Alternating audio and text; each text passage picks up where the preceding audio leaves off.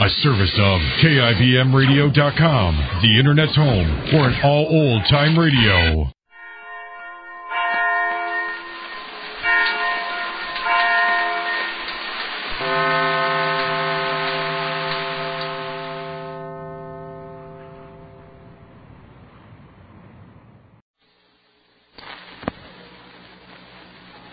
You?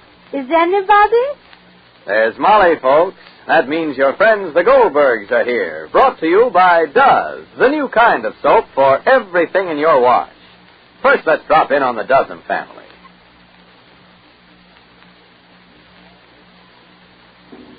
Well, there's young Daisy Dozen and her beau Donald down at the drugstore getting a soda. Donald's saying, "Gosh, Dreamcake, I wish I were as smart as you." Oh, Donald, you are, aren't you? Oh, gee, Daisy, you can talk on any subject, like movies and algebra, and even Duz. Well, Donald, when a girl's going to get married someday, she ought to know all about Duz. Why, it's a new soap discovery, and it does everything in the wash. Gee, I do everything for you, Dreamcake. You know, Ma says Duz does Pa's work shirts and Dickie's overalls and towels and my pretty rayon school blouses. Simply everything. Isn't that wonderful? You're wonderful, Pigeon. Thanks, Donald. Just think, someday you'll be wearing work shirts. Then you'll want a wife who knows Duz gets them clean easy. She won't have to do any hard scrubbing. Or like Ma says, even bother with a bar soap anymore. 'Cause Duz gets the dirtiest things clean all by itself. Hey, remember, it's me, not Duz, that's buying the sodas. No, I was only thinking of our future. Ma says every good housekeeper should know how white Duz does towels and linens. No soap gets them whiter than Duz. It's really famous for whiteness. Gee, it's snazzy sipping sodas and listening to you talk. You're sweet, Donald. You know, Ma says if a girl's going to be a good wife, she ought to know how to keep her rayon dresses looking bright with Duz. Ma says it's safer for the pretty colors she washes. Oh, Dreamcake, you look so pretty. Let's you and me and Duz always sip our sodas together. Oh, Donald. "Oh, brother, Duz sure does everything. In the wash, I mean. Why, friends, compared to other leading granulated wash day soaps, Duz gives longer life to colors, plus unsurpassed whiteness and real cleaning power for the dirtiest clothes. Try Duz, D-U-Z. It does everything in your wash."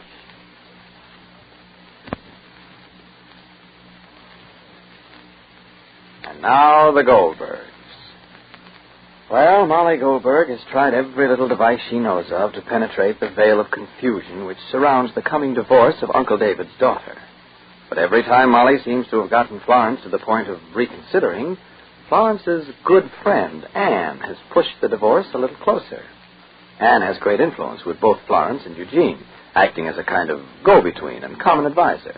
For Anne is Florence's friend as well as Eugene's private secretary. And now Molly thinks that Anne is the key to everything. So she's going to ask some advice from Dr. Cater, Jr., who is home on furlough visiting his father. Young Cater is the brilliant young psychiatrist who has brought much fame to Glastonbury. Unfortunately, Jake thinks Molly is going to the doctor because she is sick herself. And so... Molly, you're sick now. You went to the doctor. What's the shot? Jake knows. He's beside himself. He thinks you have a thrombosis. David, please. I have no thrombosis. My heart is perfect. I'm not going to the doctor for myself. I'm not sick. I'm going to talk about Anne. Anne is sick. David, I have to see and talk to somebody that knows more than I know. Maybe Anne has got a psychosis. Psychosis? What's that? A twisted mental mentality. Molly. David, please. My friend Dr. Cater's son is home on a furlough, and he is a specialist, David, on human behaviorists. And I want to tell him all that is and what is occurring here. Dr. Cater's son, the junior, is in charge of all the mental cases of the Army like he was when he was a civilized civilian. And maybe he'll know more than I can see, David, darling, because, David, I'm not satisfied. Something lies with Anne deeper than the eye can observe. The mind, David, the mind is like a dark well, David. So what? David, please. So why don't you tell Jake? Because if I told Jake, he wouldn't let me go. So why did you tell him you were sick? I didn't tell him, David. I didn't tell him. I called last night to make an appointment, and then the doctor's office called back to make the appointment, and Jake answered. So when Jake answered, he immediately came to the wrong conclusion. Tell him. I will. Tell him. Jake? Hey, come, Molly. It's time. Let's go. Jake, dear, don't come with me better. Who else shall go with you if not me? Why shouldn't you go with you, Molly? All right, so get your coat. Sit, Molly. Take your feet off. Yes. David, talk to her. Tell her what she is doing with herself. Tell her, David, she works too hard. She feels too much. Everybody's troubles are her troubles. All right, Jake, all right. Haven't you got enough with Sammy's overseas? That's enough for any woman. Why do you pile on more? Why? Molly, I'm warning you. Take care of yourself. What will I be without you? All right, Jake, dear. Your best years lie ahead of you. You want to live and see the end of the world, no? You want to see Sammy back, no? You haven't had the pleasure of marrying off a child yet. The best fruits of life you haven't tasted yet. You want to be a grandmother, no? Yes, Jake. So get your coat. Molly. David. Tell Jake the truth, Molly. He's falling apart. I will, David. I will. I'll call Dr. Cater now. I can't postpone my talk with Dr. Cater. I have to talk to him. Who are you calling? Dr. Cater, please. What are you going to ask him? I'll tell Dr. Cater to tell Jake I'm perfectly well 100%. Junior, please. Molly. Dr. Cater will tell Jake I'm well, so he'll believe I'm well. In the meantime, I'll talk about Anne. Hello? Hello, Dr. Cater. I wouldn't detain myself. I'm coming right over directly. Mr. Goldberg is also coming, but I want you to tell Mr. Goldberg. Yes, please, David, please. Molly. I'm ready. Come, dear. Yes. To whom are you talking? 1 bag of flour and 6 lemons and deliver me. Yes. Thank you. Here is your coat, darling. You had to bother ordering? Rosalie couldn't do it. I'm ready. I want to go, too. Come, David. David. If David wants, let him. Your coat is hanging. Yeah, I got it. And if Dr. Cater's diagnosis don't satisfy me, I want a specialist. I'm not sick. Your Dave. heart, Maria. I have no thrombosis. I'm afraid of your thrombosis. I'm not sick. I want a specialist. I'm not sick. Your thrombosis. Dr. Cater, do what you can for Mrs. Goldberg. If it's beyond you, recommend a specialist, please. Oh, Jay, please, don't be nervous. Are you the patient? Yes, doctor. But I thought... Where do you wish me to go, doctor? Oh, right this way, Mrs. Goldberg. David, see that Jake is not beside himself. I'll try. Don't keep anything from the doctor, Molly. I wouldn't, Jake. Why should I keep? Dr. Cater. Sit down, Mrs. Goldberg. Thank you. I thought you were coming over to speak to me about... I am, Doctor. I'm here for that purpose. I just don't want Mr. Goldberg to know the nature of my visit. He heard I was going to the doctor, and he came to a wrong conclusion. Oh. He never likes me to mix. I see. But in this, Doctor, I have no choice. Yes. Who is it this time? Uncle David's daughter, Doctor. Who is it this time? Uncle David's daughter, Doctor. See, she's married 15 years, and there are 2 children, and suddenly they're talking about divorce. Divorce? Where? I don't know. There's talk of another woman. Yes, that's usually reason enough for most people. So what's about it? Well, I think there's more than words can tell. Mr. Cronin, Eugene, that's Florence's husband. Yes. Somebody said. Yes? Well, doctor? Jake, please. Please, close the door, Mr. Goldberg. Excuse me. Yes, Mrs. Goldberg? Well, see, now I'm worried about how Mr. Goldberg feels. He thinks I'm sick. Well, now, I'll tell him you're a perfectly healthy woman who's just a little... Little what, Doctor? A little bit interested in helping others. I can't help myself. Florence is David's daughter, and for David, I don't know what. And then, Dr. Cater, there's Anne Franklin, who is and was Eugene Cronin's secretary. Yes. She's responsible, Doctor, for something. What, I don't know. Everything is Anne. Anne this and Anne that, and it's always Anne pushing Florence to the divorce. Yes, I see. Now, how long has she been with Mr. Cronin? Well, they went to college together. She was his alma mater. Oh. And she was responsible for Mr. Cronin going into business. And she's his right hand in the business, and at home she's Florence's whole head and mind. And Doctor, this is my important disturbance. Anne lies. Lies? Many times she lies. She lies to keep Eugene and Clarence from seeing each other. Mm-hmm. She lied when I wanted to see Eugene. She lies when David wanted to see Eugene. She lies and she lies to push the divorce forward. You mean to say she lies? She lies. I don't know why, Doctor. That's the psychosis. I don't know why. I don't know why, Doctor. If I could understand why. David, I can't stand it. Why so long? If it was nothing, he would know it. Jake. David. She's not sick, Jake. She's very sick. Jake. If my Molly calls her doctor, she's sick. She's critical. Jake. I know, David. Maybe she's only consulting. That's enough, no? Jake, maybe. David, how can it be maybe? How can it be? Jake. David, knock at the door and get me some smelling salts. I'm getting weak. Jake, Molly came only to consult. Why didn't I notice she was looking bad? She came to ask questions. She wasn't eating in the last few weeks. It's about flowers. Why didn't I put my foot down? She wants to find out. If she is worried, it's something. It's Anne. Surely Anne. Anne aggravated her condition. She didn't want you to know, Jake. Is that good? Because you would holler. I would holler? If you knew why she came to the doctor, you would holler. I only wish she was well again so I could holler. Then holler, Jake. Holler. David. Holler, Jake. It's better you should holler than you should fall to pieces. Why should I holler? What have I got to holler? If I told you why Molly was here, you would holler. Huh? Psychosis, Jake. Huh? If she told you she came for Anne, you would holler. Huh? So holler. Jake. Holler. What? Speak, David. For Anne's psychosis, she's here. Huh? For Anne's psychosis? Not for Molly's thrombosis? Hey, David. All right, Jake. All right. Well, Molly is cooking up what Jake calls a pudding, and it looks now as if Jake is going to have a hand in it before Cater does. But the results may not be what Molly intended.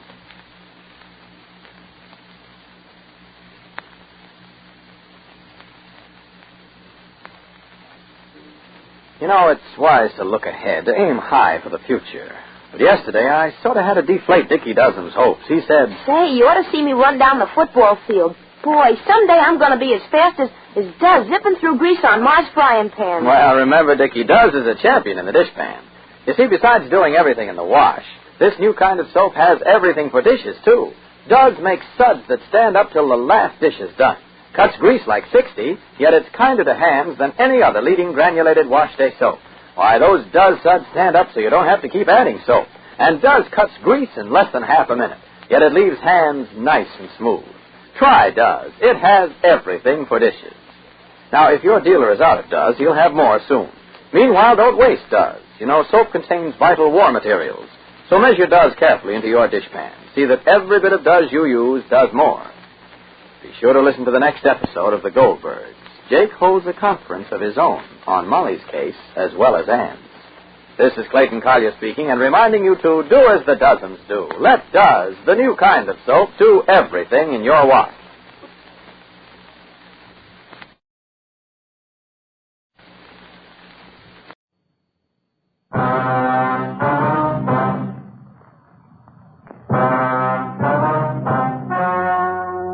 The story you are about to hear is true. Only the names have been changed to protect the innocent. Fatima, best of all king-size cigarettes, brings you Dragnet.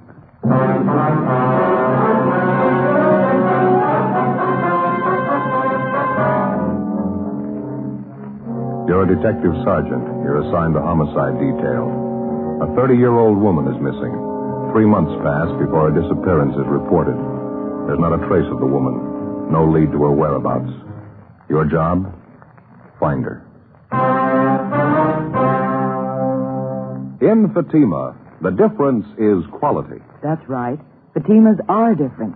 They taste better. Yet king-size Fatima costs no more than the cigarette you're now smoking. And because of its quality, more smokers are now insisting on Fatima than ever before. You see, Fatima contains the finest domestic and Turkish tobaccos superbly blended. And Fatima is extra mild, with a much different, much better flavor and aroma. So compare Fatima yourself today. You'll find Fatima gives you all the advantages of extra length, plus Fatima quality, which no other king-size cigarette has. Remember, the cost of Fatima is the same as the cigarette you're now smoking. But in Fatima, the difference is quality. Next time, buy Fatima. Best of all, king-size cigarettes.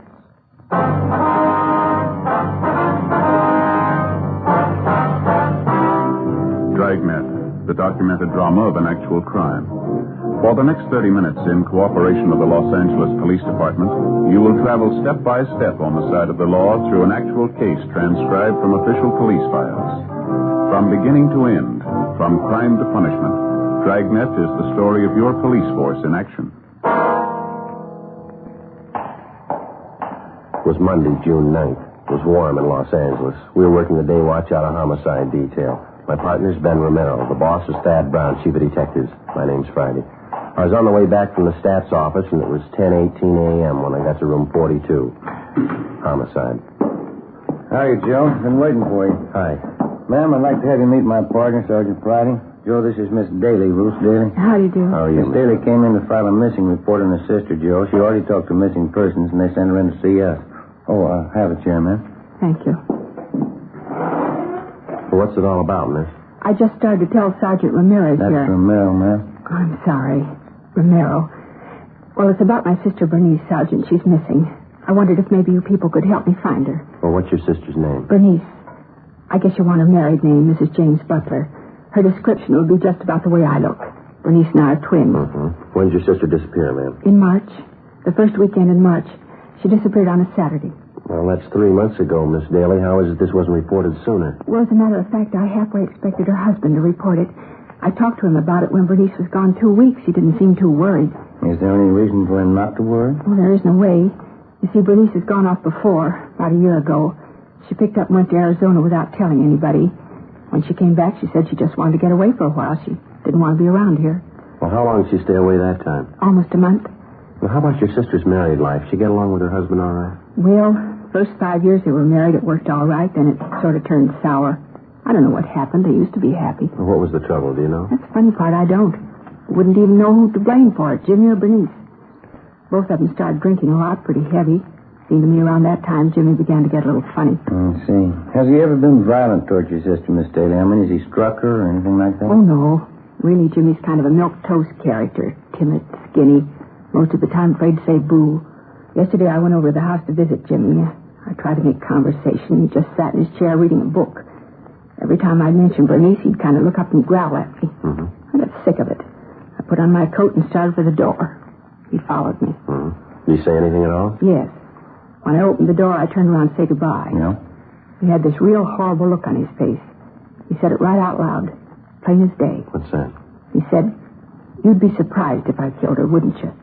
You'd be surprised." 10:40 a.m. We finished taking a complete statement from Ruth Daly regarding the disappearance of her married sister, Bernice Butler. Before she left, we got the business address of her brother-in-law. A broadcast and a missing bulletin was gotten out, and then Ben and I drove across town to have a talk with the husband of the missing woman, James Butler. We located him at work in a job printing shop on South Vermont, where he was employed as a journeyman printer. He was in his early 30s, thin, blonde hair, light complexion, about 5'7", 125 pounds. He wore a pair of rimless glasses. Ben and I introduced ourselves and began to interview him. He was close-mouthed and not too cooperative. He seemed to resent every question we asked him. While we talked, he worked over a paper-cutting machine. You'll have to admit it's a little out of the ordinary, Mr. Butler. Your wife missing 3 months and you acting like you've been gone 3 hours. Did you hear me, Butler? I heard you. Well, what about it? Just a minute.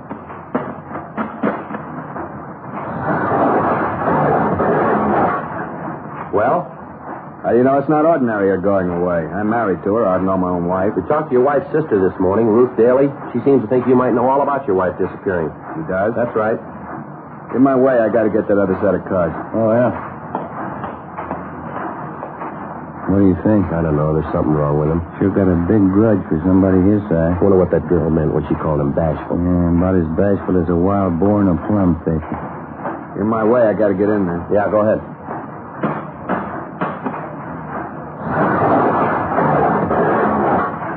I haven't got any spare time to talk. I have to get this order out. It'll only take a few minutes if you'll be good enough to cooperate. Haven't got the time, that's all. It's almost your lunch hour, isn't it? Suppose we can talk then? Got no time then either. Why don't you talk to Ruth? She seems to know it all. Now, listen, that's about enough of this, mister. We ask you civil questions, we expect civil answers. If you think this isn't important, change your mind. Your wife's been gone for 3 months. Nobody's seen or heard from her, and it's our job to check it. Now, you can talk to us here or downtown. You take your pick. Let's finish up this batch first. We can talk out in the alley and back.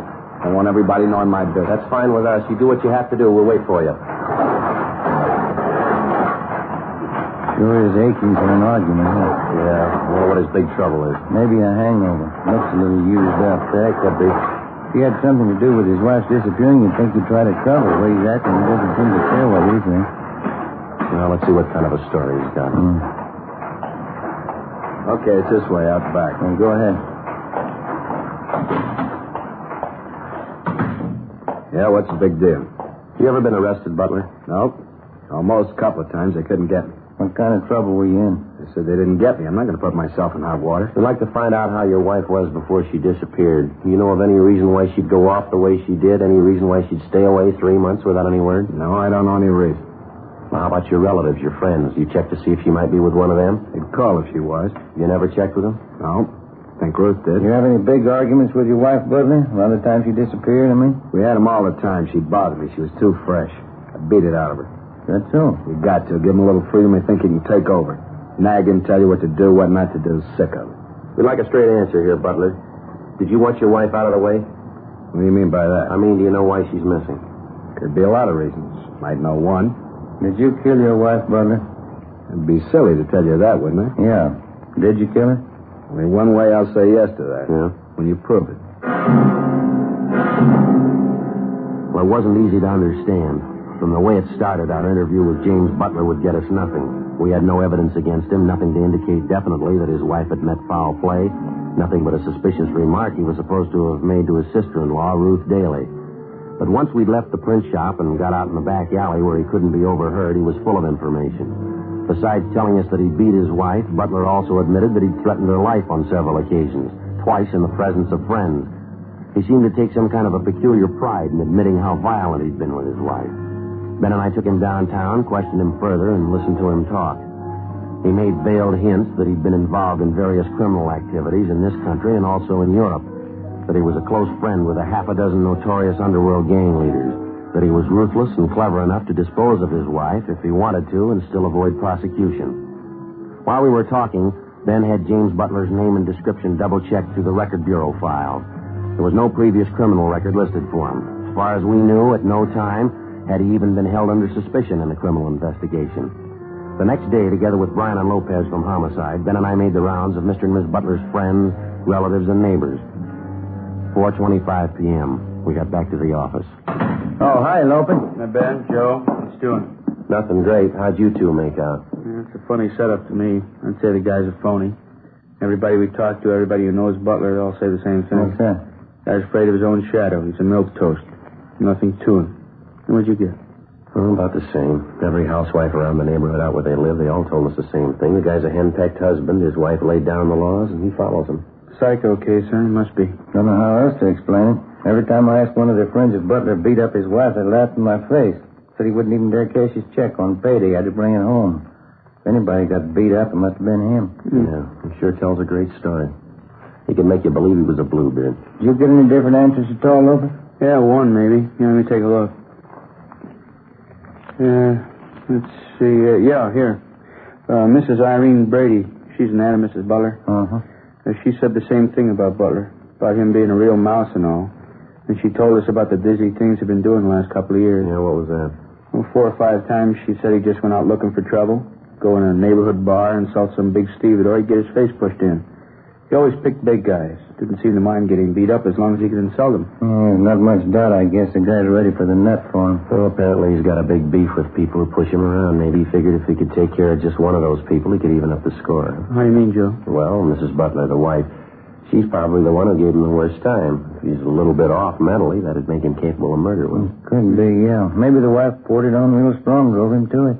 Crazy as a coot, that guy. Too many movies, mystery books. I got it. Homicide, Mel. Oh, yes, ma'am. How's that? When was that? Yes, ma'am. Yes, as soon as we can. What? That does it. That was his sister-in-law, Ruth Daly. Just told me she's positive Butler murdered his wife. What makes you think so? Number one, she says Butler told her so. He admitted it to her last night. Well, it doesn't hold any more water than the rest of his stories. I don't know. The Daly girl says she's positive she's got the evidence to prove it. What's that? A murder weapon. Bloodstains all over it. 4:45 p.m. Ben and I got in the car and drove out to the home of Mr. and Mrs. Butler, where we found the missing woman's sister waiting for us on the front stairs. She told us she'd been doing some kind of checking of her own through the house that afternoon. In going over the attic, she said she'd found a claw hammer hidden under a loose board in the attic floor. She said the hammer was covered with what appeared to be dry blood stains. She took us inside, up the stairs, to the attic. Careful of the steps, officers. It's an old house getting ready to fall apart. Yeah. Watch the step here, Joe. Yeah, I'm all right. Go ahead.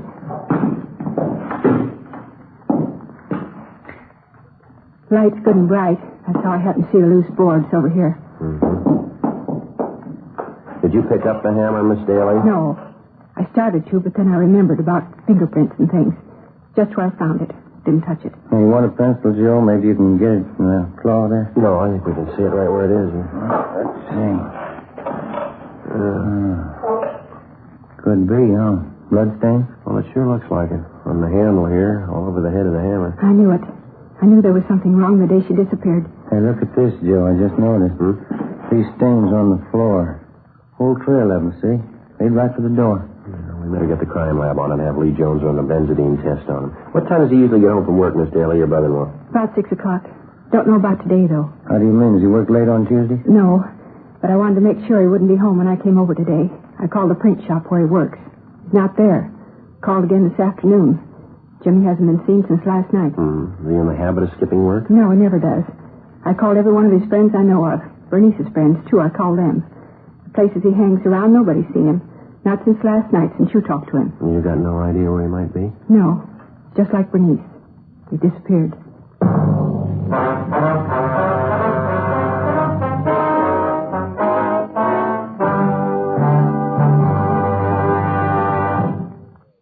You're in the statistician's office of a Metropolitan Police Department. Have you made the run on this one? WMA, 5'7", 160 pounds. Suspect is left-handed, operates on foot. We punched up the math to the cards in the machine. We'll make the run now. Okay, fine.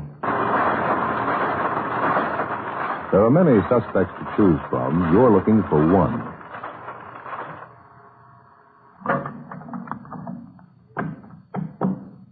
Thank you.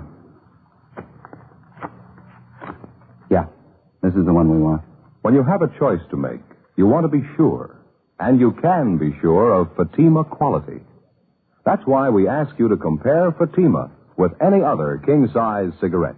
Side by side, Fatimas are the same in length and circumference. 85 millimeters long, 1 1/64 inches around. And Fatima filters the smoke exactly the same long distance as other king-size cigarettes. But in Fatima, the difference is quality.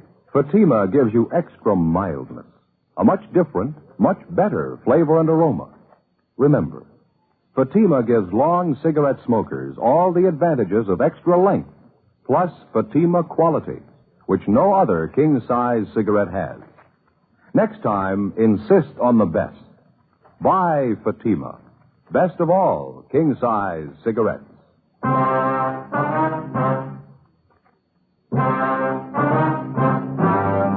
Tuesday, June 10th, 5:20 p.m. Ben got on the phone and called around town to check further on the whereabouts of James Butler, the husband of the missing woman. No luck. We called the office, and they got out a broadcast and an APB on Butler. We drove downtown to the crime lab, gave him the claw hammer that we'd found in the Butler's attic, and asked him to run a benzodine test on the stains. We'd also made arrangements for Lee Jones to run similar tests on the stains we'd found on the floor of the attic. 3 days passed. Butler was gone. There was no sign of him. The search was intensified. Another 3 days went by. Monday, June 16th, we got an answer on the APB. A phone call from the chief of police in Tulare, California. Yeah, James Michael Butler, WMA, 33 years, 5'7", 128 pounds. Blonde hair, hazel eyes.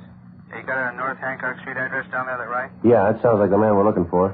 He's a real weird one, Friday. Caused a little trouble at one of the taverns up here last night. Kept picking fights with the biggest truck drivers he could find. We locked him up after his third fight. He had her jailed in an uproar all night.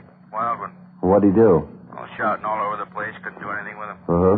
Keeps telling everybody how smart he is. Yeah? Says he killed his wife, but nobody's ever going to find out. James Butler was returned to Los Angeles, where he underwent further interrogation in addition to a psychiatric test. The test showed that he was definitely abnormal, but he was still judgmentally competent.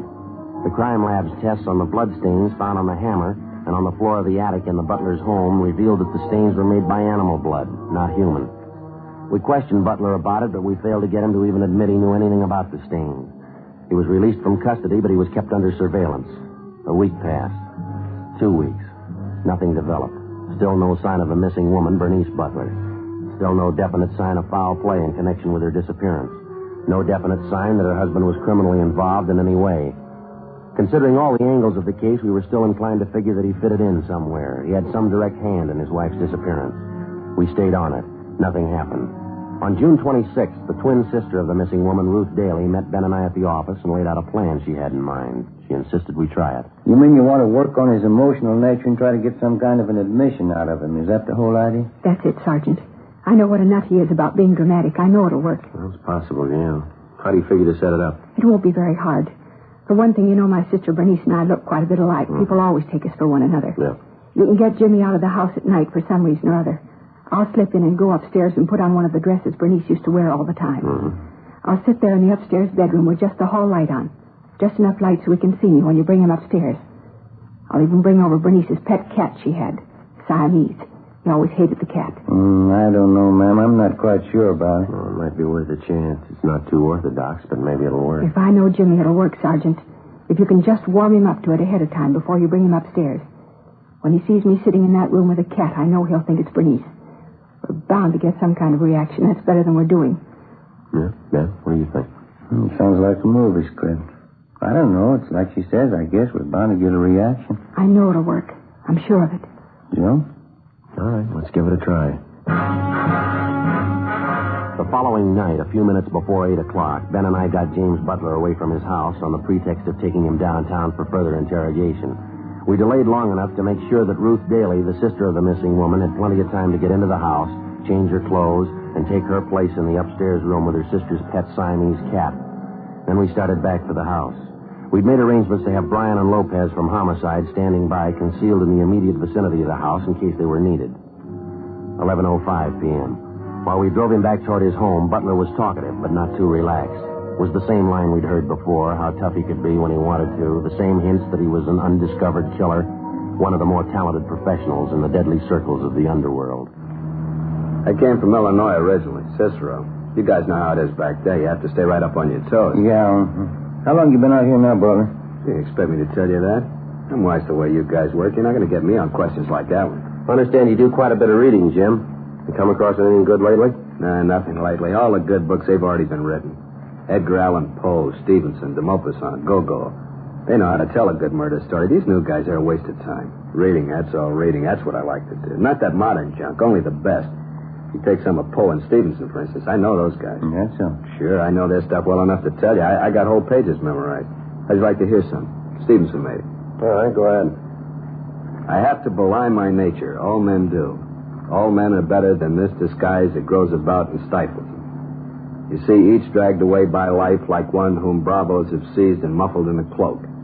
If they had their own control, if you could see their faces, they would be altogether different. They would shine out for heroes and for saints. I am worse than most. Myself is more overlaid.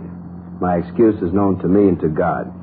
But had I the time, I could disclose myself. That's out of Stevenson, you know. Pretty smart fellow, huh? Yeah, sure is. You got a pretty good memory. I read those books all the time. Nothing better. Is the house all right? Yeah, that's right.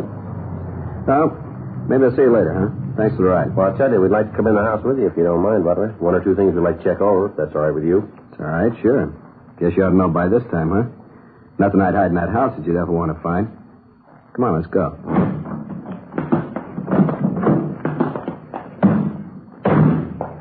Sure dark out, isn't it? A little bit chilly. Yeah. What do you want to check over in the house? Oh, just one or two things. Just routine, Jim. We won't keep you long. Guess I ought to be a little burned at you cops by now, huh? Getting all this rousting. How about laying off pretty soon? Maybe I am getting a little burned. If you can prove something on old Jimmy Butler, prove it. If you can't do it, let him alone. Mm-hmm. We're just tying up a few loose ends here, Jim. There's nothing to get excited about. What's the matter? Did you get your front door key? I got it. My business, you learn not to forget anything. Can't afford to forget.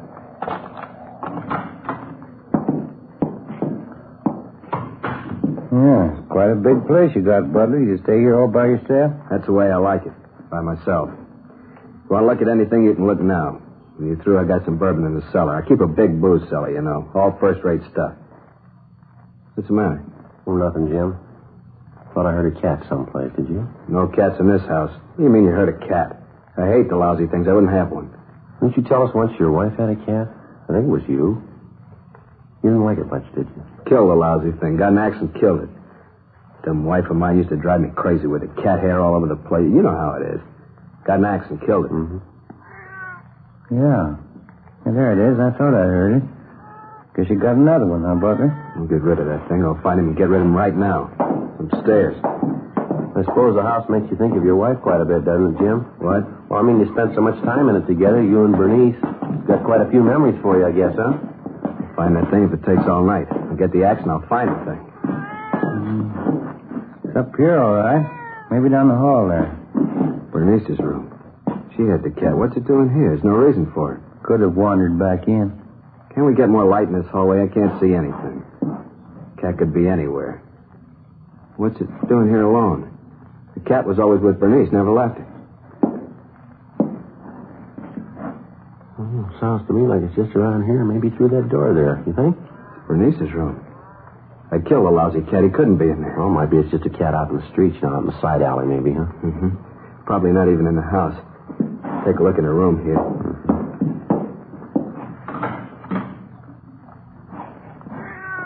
No. No, it ain't real. She's not there. She's not there. Don't hurt the cat. Not the poor cat, Jimmy. Don't kill him. Not both of us. Don't kill the cat, please. Don't kill two of us. You go away. You go away. You're not there. It's a fake. You're not there, Bernice. Please, Jimmy. Not both of us. Don't kill both of us. There's some kind of a trick there. You go away, Bernice. You're dead and I killed you. You're downstairs. You're in the ground. You're deep in the ground. I killed you. You can't be sitting here. Please, Jimmy. Please. All right, Butler. Come here. No. Get away. You get away from me. She's downstairs. She's in the ground. I'll show you. You can't trick me. I'll show you. Grab him, Ben. Grab him. Hold, I can't. I can't.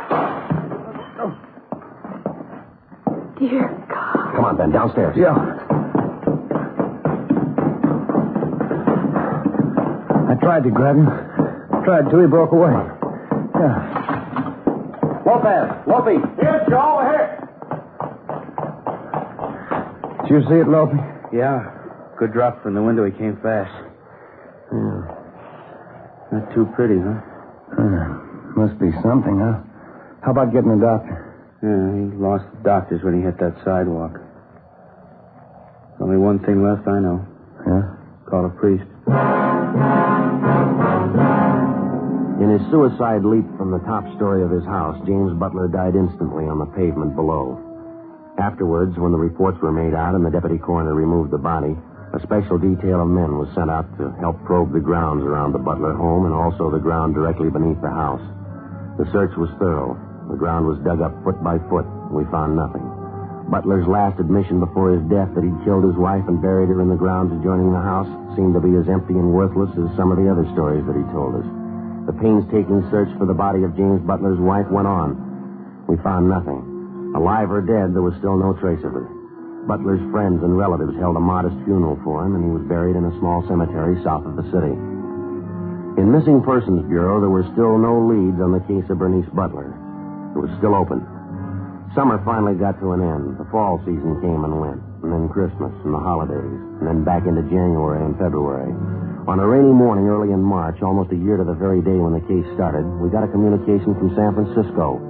It had come to the notice of the police through the county health department. In regard to your APB of June so-and-so last year, this is to inform you that Mrs. Bernice Butler has been a patient in the tubercular ward, County Hospital, San Francisco, since June 16th of last year. Apparently, her case was considered critical from the day she was admitted to the hospital. Last Thursday, she succumbed to the illness. Identification was established, next of kin notified, but no one claimed the body. She was buried at county expense. I trust this may aid you in establishing facts pertinent to her disappearance.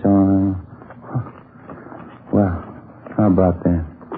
It doesn't figure, does it? Sooner or later, you get them all. How would you figure out that night we had Butler at the house? I mean, we had his sister-in-law in there, and he thought he saw his wife? Oh, who knows?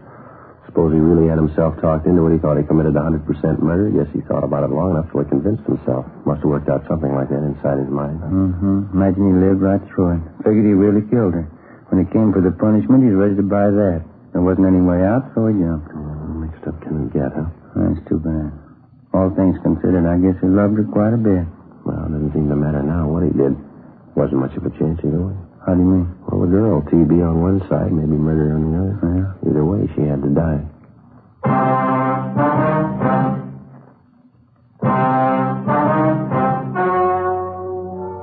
The story you've just heard was true. Only the names were changed to protect the innocent. On March 9th, a meeting was held in the office of Captain of Homicide, Police Department, City and County of Los Angeles, State of California. In a moment, the results of that meeting.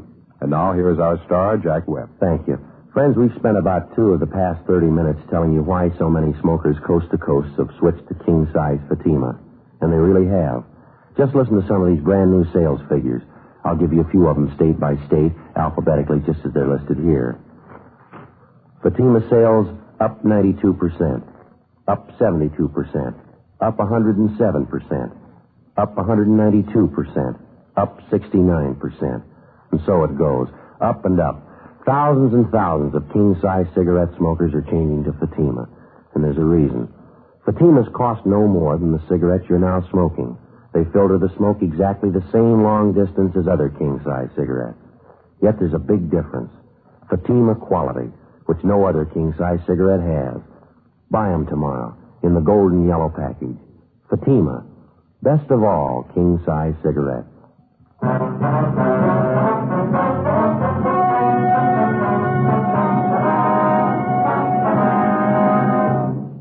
After locating Mrs. Bernice Butler in the tubercular ward in San Francisco County Hospital, final disposition was made of her case.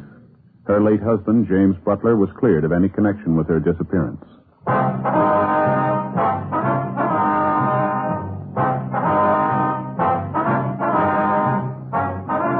You have just heard Dragnet, a series of authentic cases from official files. Technical advice comes from the Office of Chief of Police W.H. Parker, Los Angeles Police Department. Fatima, best of all king-size cigarettes, has brought you Dragnet, transcribed from Los Angeles.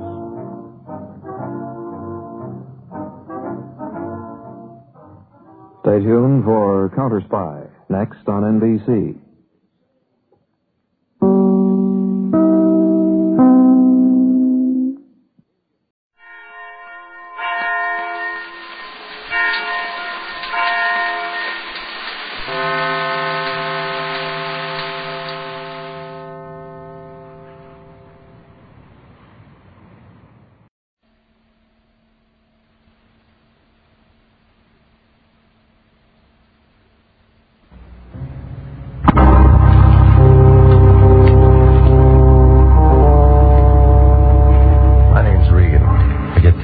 Expenses from a detective bureau run by a guy named Anthony J. Lyon.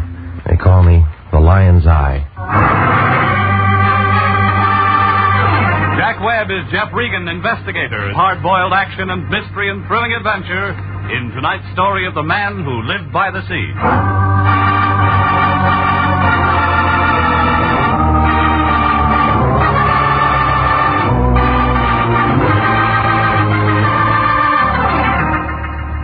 The next time you're out for a drive, pick up Olive Street along about the 700 block. You can't miss it. It's a big building made out of white granite. The Cosmopolitan Building. Anthony J. Lyon, the guy I work for, rents an office there. International Detective Bureau, Suite 308. a couple of rooms with a connecting wastebasket. The Lion has the only desk in the office and the typewriter that Remington dropped from their catalog back in 1915. I walked in about 11 o'clock last Tuesday morning. The room was loaded with taboo. She was a tall girl with a flock of black hair and a mink coat. The kind you see driving a Nash convertible down Sunset Boulevard on warm Sunday afternoons. No wonder the Lion's cigar was out. It was wet on both ends. He had one arm around her shoulders. He knew by this time that coat was the real article. There wasn't any music, but he didn't seem to mind. Come on in, Regan. Not much room to dance. We got business. She's your date. This is Mr. Regan, Miss Kara. How do you do, Mr. Regan? Mr. Lyon tells me you're just the man I want. Well, he said the same thing to a mortician last week. Miss Kara is associated with the famous psychic consultant Prince Nemo. I help the prince look into people's minds. Well, that ought to be fun if all your customers are under 6. You don't believe in thought transference, Mr. Regan? Do you? Prince Nemo sent Miss Kara to retain an operator. Why didn't he come himself? Prince Nemo never appears in public. He misses some good ball games. He has television. Yeah. The prince prefers to spend his time in meditation and thought. I handle all of his outside contacts. Regan, I want you to drive out to Prince Nemo's home in Ocean Town with Miss Kara and speak to the prince. What kind of a retainer did he send you? We don't discuss finances in front of clients. Ah, this is another blind spot. You don't know what this guy wants. He said it's a very delicate matter, and he wants to explain it to you himself. Oh, sure. She waltzed in here with a check, and you'd sell your grandmother to a glue factory for $2. Is there any way I can reassure you, Mr. Regan? Buy me a battleship. You got a license and a contract with International. You want to tell me about it, lady? Prince Nemo was very excited this morning. He called me in and told me to make the arrangements. It's not enough script. He never tells me anything. I just work for him. Will you please? Yeah, all right. Here's a nickel. Call me and tell me what's up. Suppose I can't. Then you got something for your piggy bank.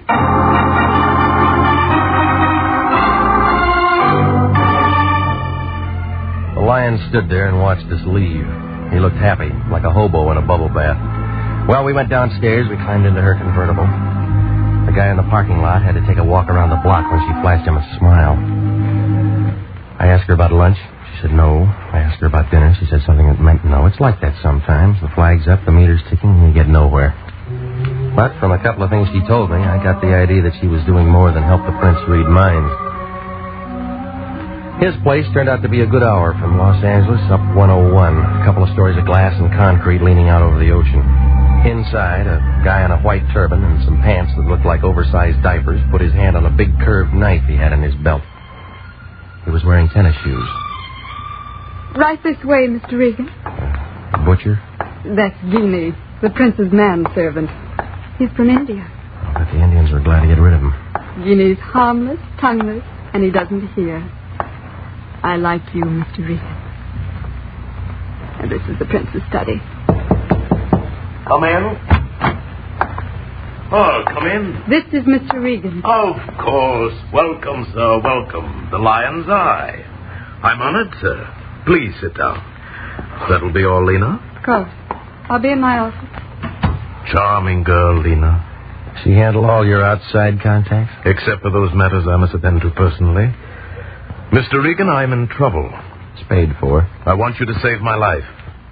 You look healthy. I am healthy, let me assure you. But my life has been threatened. They got police department. I thought you understood. This is a delicate matter. We aren't here to discuss me. Who's the guy? It's a lady, Mr. Regan. A very beautiful and lovely creature. And she'd like nothing better than to see my carcass go out with the tide. How do you know? She's erratic, ill-tempered, and ruthless. Any more? Yes, she called me this morning and told me what she intended to do. You got a chance to reach for your gun. To reach for you, Mr. Regan. Now, I feel the entire matter could be settled amicably if you were to call on her and inform her you are my personal bodyguard and that you are here to protect my life. What makes you figure she'd go for that? It's worth a try. And besides, I'm paying. Mm-hmm. Now tell me how long you've been blackmailing her. Blackmail? What do you mean?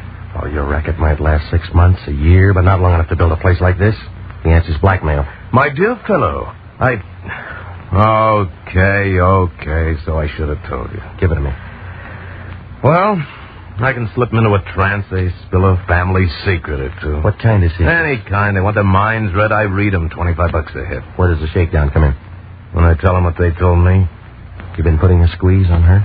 She's an actress. She was in on a deal at the studios. And she won't shake. She said she'd blow my head off. Look, I'm in a spot, Regan. She's the kind who'd do it and make love to the jury. Give me a name. Doris Patrick. Ever heard of her? Where's she live? Palisades. Here's her address. All right. You going over to talk to her now? Well, she isn't gunning for me. Oh, thanks a lot, Regan. You know, I've been sweating. It's real good for a cold. Yeah, I'll try and catch one. You guys yell real loud when they answer back. I'm just thinking of my future, Regan. I won't look good dead.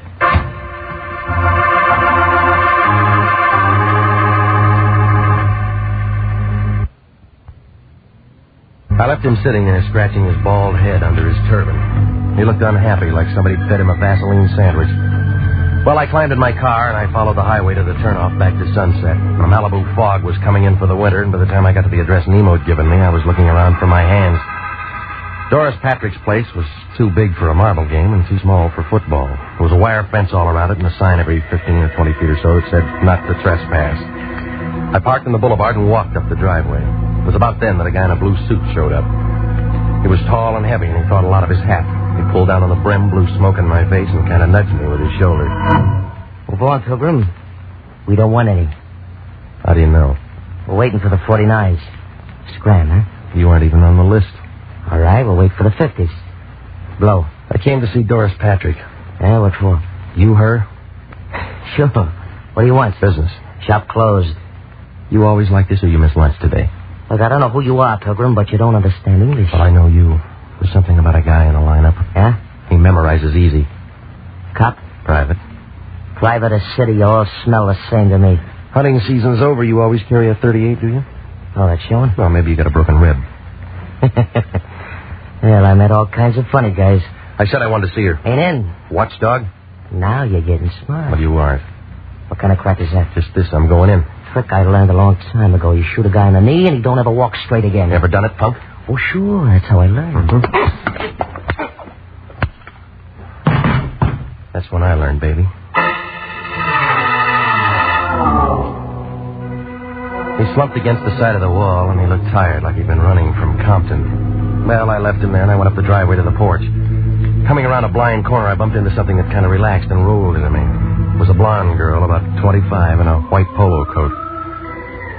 I was willing to try it again, but she began talking with a voice that was deep enough to go in the oil business. Oh, I thought you might be running interference, but you look like the whole team. Whose side are you on, lady? I keep score. Doris Patrick? You're on the right field. Where's the locker room? Maybe I like you. Where do you come from? Right here. Didn't know we raised your kind anymore. Or did you go wild? Do I pass? What'd you say your name was? Regan. Welcome. Mm-hmm. Which highway? Straight ahead. To the den. Nice place you got. When's harvest time? I said welcome. That isn't what the tall boy said. Tall boy? A blue suit with a .38 and a hat. That'd be Jesse. I was married to him once. What about now? Oh, he hangs around like that sometimes. I never see much of him. Trouble? No, not much. You got a lot of size, mister. Must have been good. Do that kind of thing often? Only when I have to. Sit down. How do you like it? Soda or water? Your way? There now. Isn't that better? I don't know. This is my first drink. You'll get another. It's a cold day. Nothing here. You're quick. Must have a good straight man. His name's Prince Nemo. Must we talk about him? He thinks you're dangerous stuff. What do you think? Right now or when I'm a couple of feet away? Now. Hey, now look. Remember me? I just got here. Your name's Regan, and we're going to get along. Yeah. It's in the card. You got a fast deck. Go ahead. Deal. All right.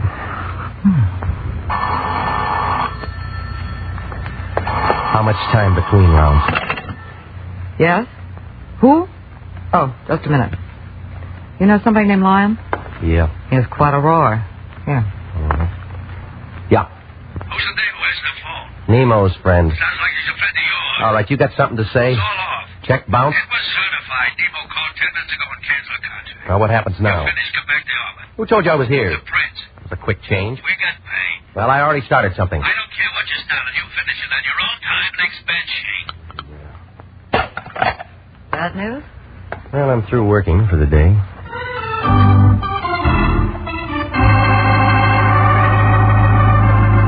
Well, I was an old friend of the family when I left. She didn't want me to go, but I was thinking about Prince Nemo and the way that nothing made sense. Oh, the whole thing looked phony, like an undertaker in a white derby. It didn't take 20/20 vision to see that somebody was getting anxious to make a play. Well, by the time I got home, I figured I was out of it. But my company had other ideas. It was Jesse, and he had friends. You should lock your door, Regan. Why? You'd crawl under. All right, fellas. Friends? I just hired him. You got a parade permit? Stan, say hello to Regan. Hello, stupid. What about Skinny? Hiya, Grogan. Name's Regan. He's a detective. Is that right? You're pretty good with your women, Regan. You know, you look lonesome, Jesse. You got something to say? Stay away from it. You're shaking. You want a drink? Already had one. Stan, Skinny, set him on a bed. Let go. Oh, Regan, once more. Once more. Stay away from it. You said that before. I want to make sure you understand. Stan, Skinny, hold his arms. I've said all the right words. Maybe my punctuation's bad, huh? Lay off. Period. Lay off. Period. Lay off. Period. Okay. Okay, leave him on the bed. Hey, he rolled off. Oh, that's fine. Fine. Now he won't have to change his sheets. Oh, Jesse was good. When I got up, my face looked like a relief map of Pasadena. He was wearing a signet ring. He left out some of the boulevards, but the Rose Bowl was right out in front. I found a drink in the cabinet, and I started for the mirror to see what was left. It was about then I heard a knock on the door. He was a little guy in a cab driver's suit. It figured that he got the job because they ran out of big uniforms. They double-crossed him on that cab. If it wasn't for his ears, he'd have been wearing a snood. Hiya. Yeah? Football? What do you want? Your name, Regan? That's what it says on the mailbox. I met a friend of yours today. Get to the point, will you? A dame. Named Lee McCara. Yeah, Lee McCara. Some fish. All right. You're in the register. Wait, that ain't all. She wants to see you. What about? Didn't say. Just said to see if you was home. You home? Yeah. I got her down in my cab. We'll send her up. I don't think she can make it. What do you mean? She looks kind of funny. Maybe you better come down.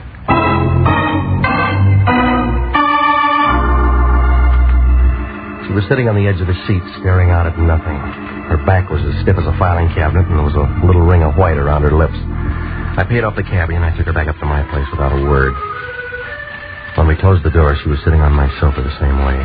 Only this time she had a .25 automatic in her hand. Well? Where'd you get the gun, lady? Gun? Oh, this? I bought it for $30. Can I see it? Oh, yes, Mr. Regan. I brought it so I could show it to you. Mm-hmm. I paid $30 for it. Paid $30 for it. Yep. Brand new, isn't it? Oh, yes, of course. Did you know Prince Nemo was my husband? Since when? Long time now. Not many people know that. Did you come here to tell me that? No. No, I came to tell you that you don't have to worry anymore. About what? About what my husband hired you for. Well, I've already been called off. Oh, I didn't know that. Did you meet Doris Patrick? Yeah. And it was about her. What do you want, lady? Nothing. Nothing at all. Just that we don't have to worry anymore, do we? Tell me about the gun. Doris is very pretty, don't you think? Seen her on the screen many times. And she's quite pretty. Could hardly blame the prince at all. Could hardly. Why'd you bring the gun? I imagine the air would be cleaner there, don't you? What are you talking about? Really very humane, they tell me. Come on, stop it. Just like sitting down and never waking up. I read all about it. Just walk in and sit down. You don't try to hold your breath. Stop it, sis. Stop it. Now listen to me. What is it? What have you done? What are you trying to say? You don't try to hold your breath. You go right to sleep, don't you? You're trying to tell me that you killed him? They don't make such a great deal of noise, do they? I left him sitting there in his house by the sea. He looked very much alive, only...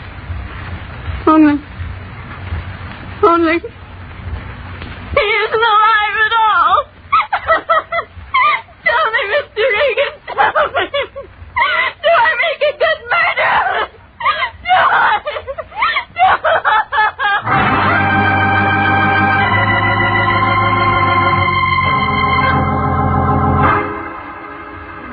Well, after she got through screaming, she settled down to a slow, even kind of giggle that started somewhere around her shoelaces and didn't get past her knees. Gave me a feeling like somebody was unwrapping an atomic bomb under a Christmas tree.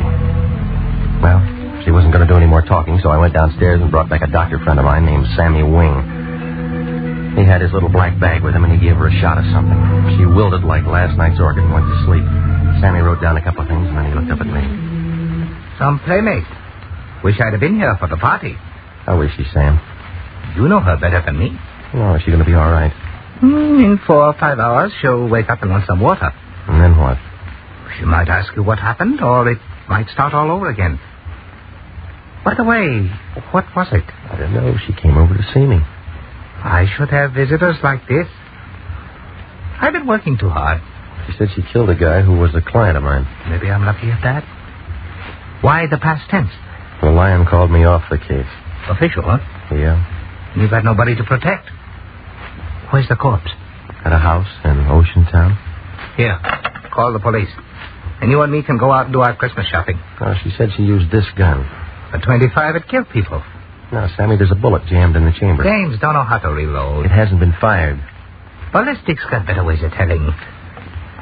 She's pretty and she's nice, and I'll bet she looks like $1 million in a bathing suit. But if I'd have met her within the last 3 hours, I'd have run for help. Was that professional? Acute hysteria.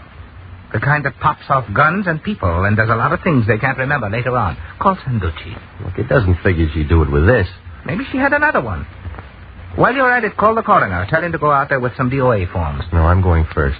Corpse hunt? Just an idea. LaBrucherie had an idea. Yeah. This dame's dipped somebody, and she's told you her story. Well, I don't like it. What do they do when a private eye messes up an open and shut murder case? Sammy, stay with her, will you? There's some bourbon out in the kitchen. Maybe both of us will get our pictures in the papers. I left him sitting there. He looked sad, like a water buffalo caught in a drought. I pushed through the fog for about 40 minutes, and I pulled up in front of Nemo's place in Ocean Town about 9:30. It was dark enough to give a ghost the creeps. I used that ring of keys that I'd taken from her purse, and I went inside. It smelled dry and still, like somebody was waiting for the world to fall apart. I clicked on my flash, and I walked down the long hall to his office. Well, he was there, just like she said. And there were 3 holes in the front of his shirt, close range, but it wasn't the laundry's fault. He'd been dead maybe 2 hours. The desk drawer showed some canceled checks made out to Doris Patrick. While I was thinking that over, I spotted a .38 Smith & Wesson on the floor by his hand. Lynn had been carrying a .25. I broke it, and 3 cartridges fell out. From the looks of the holes in his chest, the .38 was the gun for the job. Well, that made her story and the .25 a fairy tale. While I was kneeling there, a light went on behind me. A fat man wearing a sheriff's star was standing by the switch. A tall leather jacket with a flashlight in his hand was in front of me. I began to feel helpless, like a trombone player with a short arm. Scavenger hunt, son? You don't talk, Charlie. Ain't much for him to say, is there, Cap? Yes, not. Well, son? You're going to be calling me names. What do you like best? Killer, murderer, slayer? Papers use slayer a lot. I don't like any of them. Kind of breezy for a hot boy, ain't you? You might give me a name. Regan. I'm with the International Detective Bureau. It's Regan, Cap. He's with the International Detective Bureau. Got a card or something, son? Yeah. Here. This guy here, a friend of yours? My client, Lawrence. What'd you do for him? Okay, tell me this. Why'd you plug him? There's another story. Any good? Better than the one you got. You'll have a hard time selling it. It's a fix. Oh, why you want to say a thing like that? How long you been on the force? Easy, Regan. Me and Cap's being nice. Phone call a little while ago. Funny kind of voice. Said we'd find a stiff here. We didn't say we'd find you. Yeah, you're extra. The dame who worked for him told me. You tell homicide? No. That was a mistake. Where's this girl now? Name? Charlie. Call a coroner. Ocean Town is just a small place. Only me and Charlie around. We borrow from the county when we get something like this. Well, I can find you a real answer in an hour. You got ideas? Lots of them. You can tell me all about them later. We got a corpse, we got a suspect. You know, that's good. Even a weapon. I'll have an alibi when you check the time of death. We'll worry about that later on. All right, sir. Let's go. Well, I had about as much chance as an elephant in a tea room if those two locked me and booked me. I leaned back into his gun, spun around, knocked his wrist down. He pulled the trigger. But I'd already hit the light switch, and he was making rockets in the dark. I left my car there and cut across the highway and doubled back up the hill. They spread out in the wrong direction.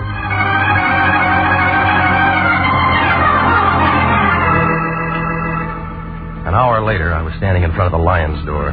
He was wrapped in a bathrobe big enough to keep all the silkworms working overtime. What do you want, Regan? Information. You been drinking? I've been working. That Lena Harris here? You sent her. She called me and said she wanted to hire you for something else. After Nemo canceled the contract. Yeah, why? You gave her my address. I thought you ought to talk to her. What she want? She told me that she killed the prince. She can't do that. We got a contract. Well, it's already been done. We're in a spot. Yeah, I figured that'd get through to you. They'll be asking me all kinds of questions. Well, why didn't you think of that before you signed? What are we going to do? You're going to find out where this 25 came from and if anybody fired it. Huh? She was carrying it when she came to me. I don't want to get involved. Well, you're in it up to your ears. I went out there and found the prince. Only a 38 might have done the job. Yeah? Well, that cleans her up. Not yet. The Ocean Town sheriff and a guy named Charlie are looking for me. What for? They think I know something. Do you? Not yet. There was a tip-off. Somebody was supposed to be a patsy. Where's Kara now? My place with Sammy Wing. I'm going to get a lawyer. It'll look good. All right, give me the keys to your car. Why? I got a date. Find out who fogged Nemo and we won the championship. Yeah. You'll have to give the cup back. You cheated.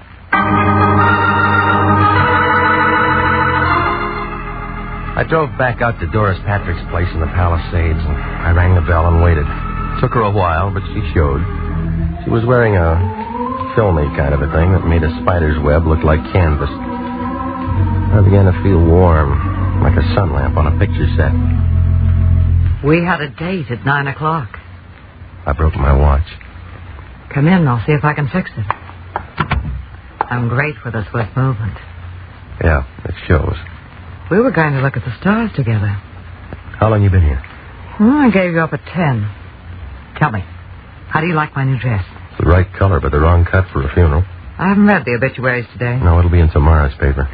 Have a drink and let's wait for tomorrow. Your friend Nemo was killed tonight. He was no friend of mine. I told you that. So did he. You fall off his house? Murdered. We've been having fun up to now. You know, you'll be first guess. I don't think I like that. He tried to blackmail you. The story's backwards. Well, that's the way it comes out. Not quite.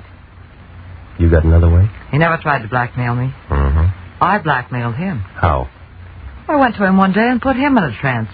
Only I used scotch. I found out what he was doing and how he was doing it, so I turned the tables. It was good, clean fun, but expensive for him. Well, now, if he was your meal ticket, then you have an alibi, huh? Could be canceled check somewhere. Right where I could find him. I'm telling you the truth.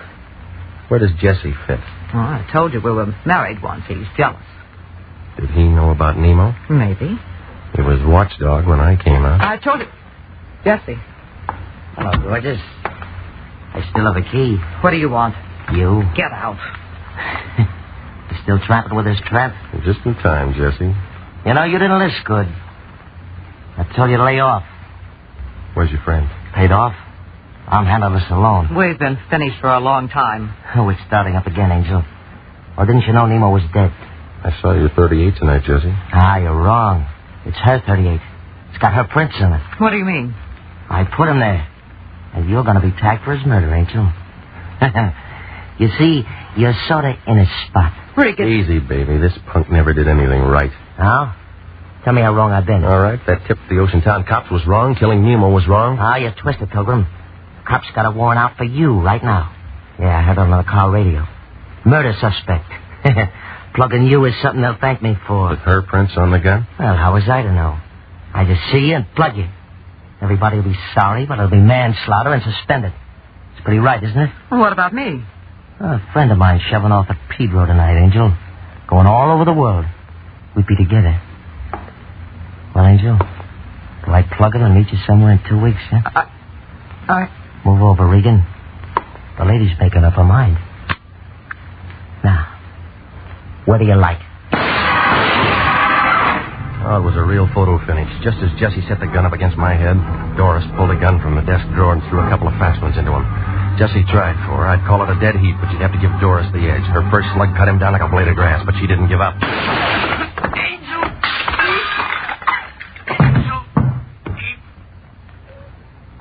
Well, he's all used up. Never shot anyone before. You look like a professional. Give me the gun.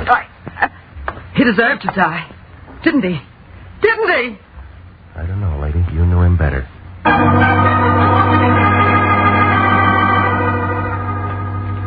Well, it all unwound like red thread in a Levi factory. Nemo told me his phony story so he'd have a good self-defense angle when he finally got around to killing Doris Patrick some afternoon. Jessie worked for him to keep me out, but I bounced him and got inside. When Jessie phoned Nemo about it, Nemo called the Lion and had me jerked before we could compare notes. I guess Jessie went kind of crazy when he saw how well we got along. He got an idea and killed Nemo and made Doris a patsy with those fingerprints. Lena Cara? Well, she went kind of crazy, too. She found Nemo dead and got the idea she did it. It took 3 doctors a couple of days to tell her what really happened. And the Lion was mad when he found out there wasn't any money in it. But then when he saw Doris Patrick's picture in the paper, he got kind of curious. He asked just one question. What did I do all that afternoon I was out in her house? Well, I didn't even bother to answer him.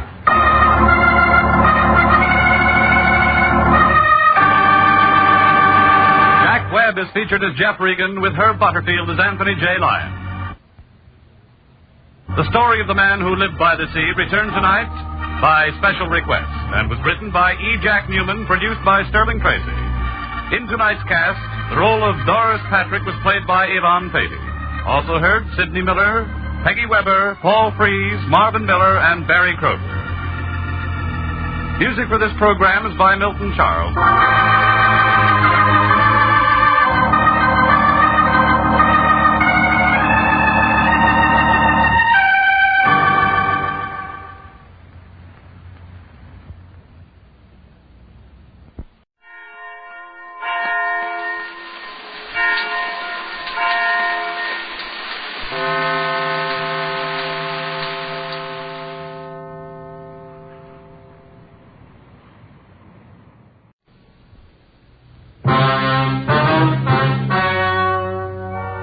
The story you are about to hear is true.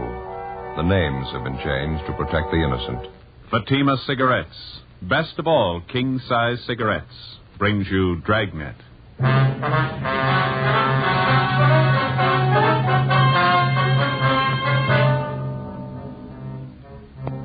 You're a detective sergeant. You're assigned to Juvenile Bureau. A series of crimes suddenly starts among teenage children in your city. Robberies, burglaries, bodily assault. There doesn't seem to be any reason for it. The crime wave grows. Your job? Stop it. In Fatima, the difference is quality. That's right. Fatimas are different. They're extra mild. Yet king-size Fatima costs no more than the cigarette you're now smoking. And because of its quality, more smokers are now insisting on Fatima than ever before. You see, Fatima contains the finest domestic and Turkish tobaccos, superbly blended. And Fatima is extra mild, with a much different, much better flavor and aroma. So compare Fatima yourself today. You'll find Fatima gives you all the advantages of extra length, plus Fatima quality, which no other king-size cigarette has. Remember, the cost of Fatima is the same as the cigarette you're now smoking. But in Fatima, the difference is quality. Next time, buy Fatima. Best of all king-size cigarettes.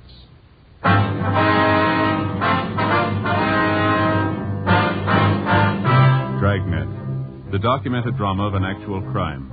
For the next 30 minutes, in cooperation with the Los Angeles Police Department, you will travel step by step on the side of the law through an actual case transcribed from official police files.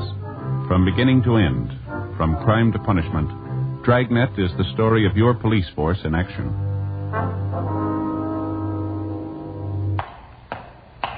It was Thursday, April 10th. It was warm in Los Angeles. We were working the night watch out of Juvenile Bureau. My partner's Ben Romero. The boss is Captain Stein. My name's Friday. It was 10:27 p.m. when I got to 1335 Georgia Street, second floor, the squad room. Joe, that you? Yeah, you ready? Yeah, half a minute. All right. Let me get my coat on here. Did you leave a note for McNamara? Yeah, all set. All right, let's hurry, huh? Yeah. Same neighborhood we had the trouble Monday night? Uh-huh. Sounds like the same gang, too. These kids are sure moving fast. Go ahead. Yeah. What is it this time? Movie theater on West Fremont, small neighborhood house. Oh, They had a crowd of 15 to 20 kids in there tonight. Mixed group, boys and girls. For no reason at all, they started to tear the place up. They do much damage? Well, I don't know. We can see when we get there. He told me on the phone the theater manager tried to quiet the kids down. Half a dozen boys piled all over him. One of them pulled a knife. They tore up a couple of seats up in the balcony, moved out into the lobby, smashed mirrors and lamps. They beat up one of the ushers. Lousy little punks. Where'd you park the car? Straight back. I'd give a right arm to know how this thing got started. We've never had much trouble from the kids in that neighborhood out there, not till this last month. Seem to be going crazy. Well, it's not getting any better. Burglaries, car thefts, wrecking property. Somebody's going to come out on the short end if it keeps up. It's got to happen. Maybe it already has. When they were ripping up that theater lobby tonight, one kid got hurt. What happened? It's a 14-year-old boy. In the mix-up, he got shoved through a display case, plate glass. Cut up pretty bad? His eyes. They're not sure he'll see again. In police work, the standard law of cause and effect works like it does for everything else. When a crime's committed, there's a cause behind it. There's a reason for it. And when a group of normally well-behaved kids in an average residential neighborhood start running wild, there's got to be a reason for that, too. A month before, a rash of auto thefts, petty stealing, and public disturbances had broken out suddenly in the particular neighborhood. All of the incidents were traced directly to the teenagers in the area. Why the kids had suddenly decided to run wild, we didn't know, but the amount and the nature of the violations kept getting more serious. Juveniles who'd previously been picked up for petty thefts and placed on probation were now committing burglaries. Auto thefts in the area had jumped 20%. Misconduct and drunk charges against the teenagers, girls and boys alike, increased by the week. We had a fair idea what the root of all the trouble was, but so far we hadn't been able to trace it. 10:45 p.m. We got to the neighborhood movie theater on West Fremont and we went inside. The lobby was a shambles. 2 large mirrors had been shattered, lamps and sofas overturned and broken. The lobby candy counter had been wrecked completely. The glass showcases were caved in. The popcorn machine was smashed. The soft drink cooler turned on its side. The last showing of the feature picture was still going on. We interviewed the theater manager in the lobby, a Mr. Clyde Barton. They got real foul-mouthed. 1 or 2 of the girls, too. Some of the language I wouldn't even use at a stag party. I got so mad I grabbed 2 of the noisy ones by the neck and told them to get out. That's when it broke loose. Well, what exactly happened? The whole crowd of them jumped out of their seats and piled on me. I fell back down against the stairs and I started swinging. I'll tell you the truth, Sergeant, I was scared. I didn't know what to make of them. They seemed like a pack of animals, wild. I happened to hit this one kid and I saw him pull out a knife and come at me. Didn't take me too long to get out of there. Kids or not, when a bunch of them like that come after you, you run. Yes, sir. You called for the police as soon as all this happened? You bet I did. Just as soon as I could get out into the lobby and into my office. I locked the door. I could hear them tearing the place up outside. Just look at that. Smashed up everything in sight. I have to have something like this happen. Look at this candy stand. Well, how about some of the kids you recognized in that crowd, Mr. Barton? Oh, say, the last show's ready to break. Folks are going to be coming out. You want to step back here into my office? We can talk there. Be out of the way. That'll be fine, son.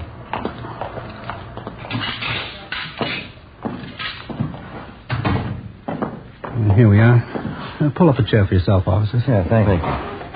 I just got the feeling there's something radically wrong going on with those kids. This is the first time you've ever had any trouble of any real size, is that right? Yeah. Well, once in a while the kids fool around in the show talking loud, you know, but nothing like this.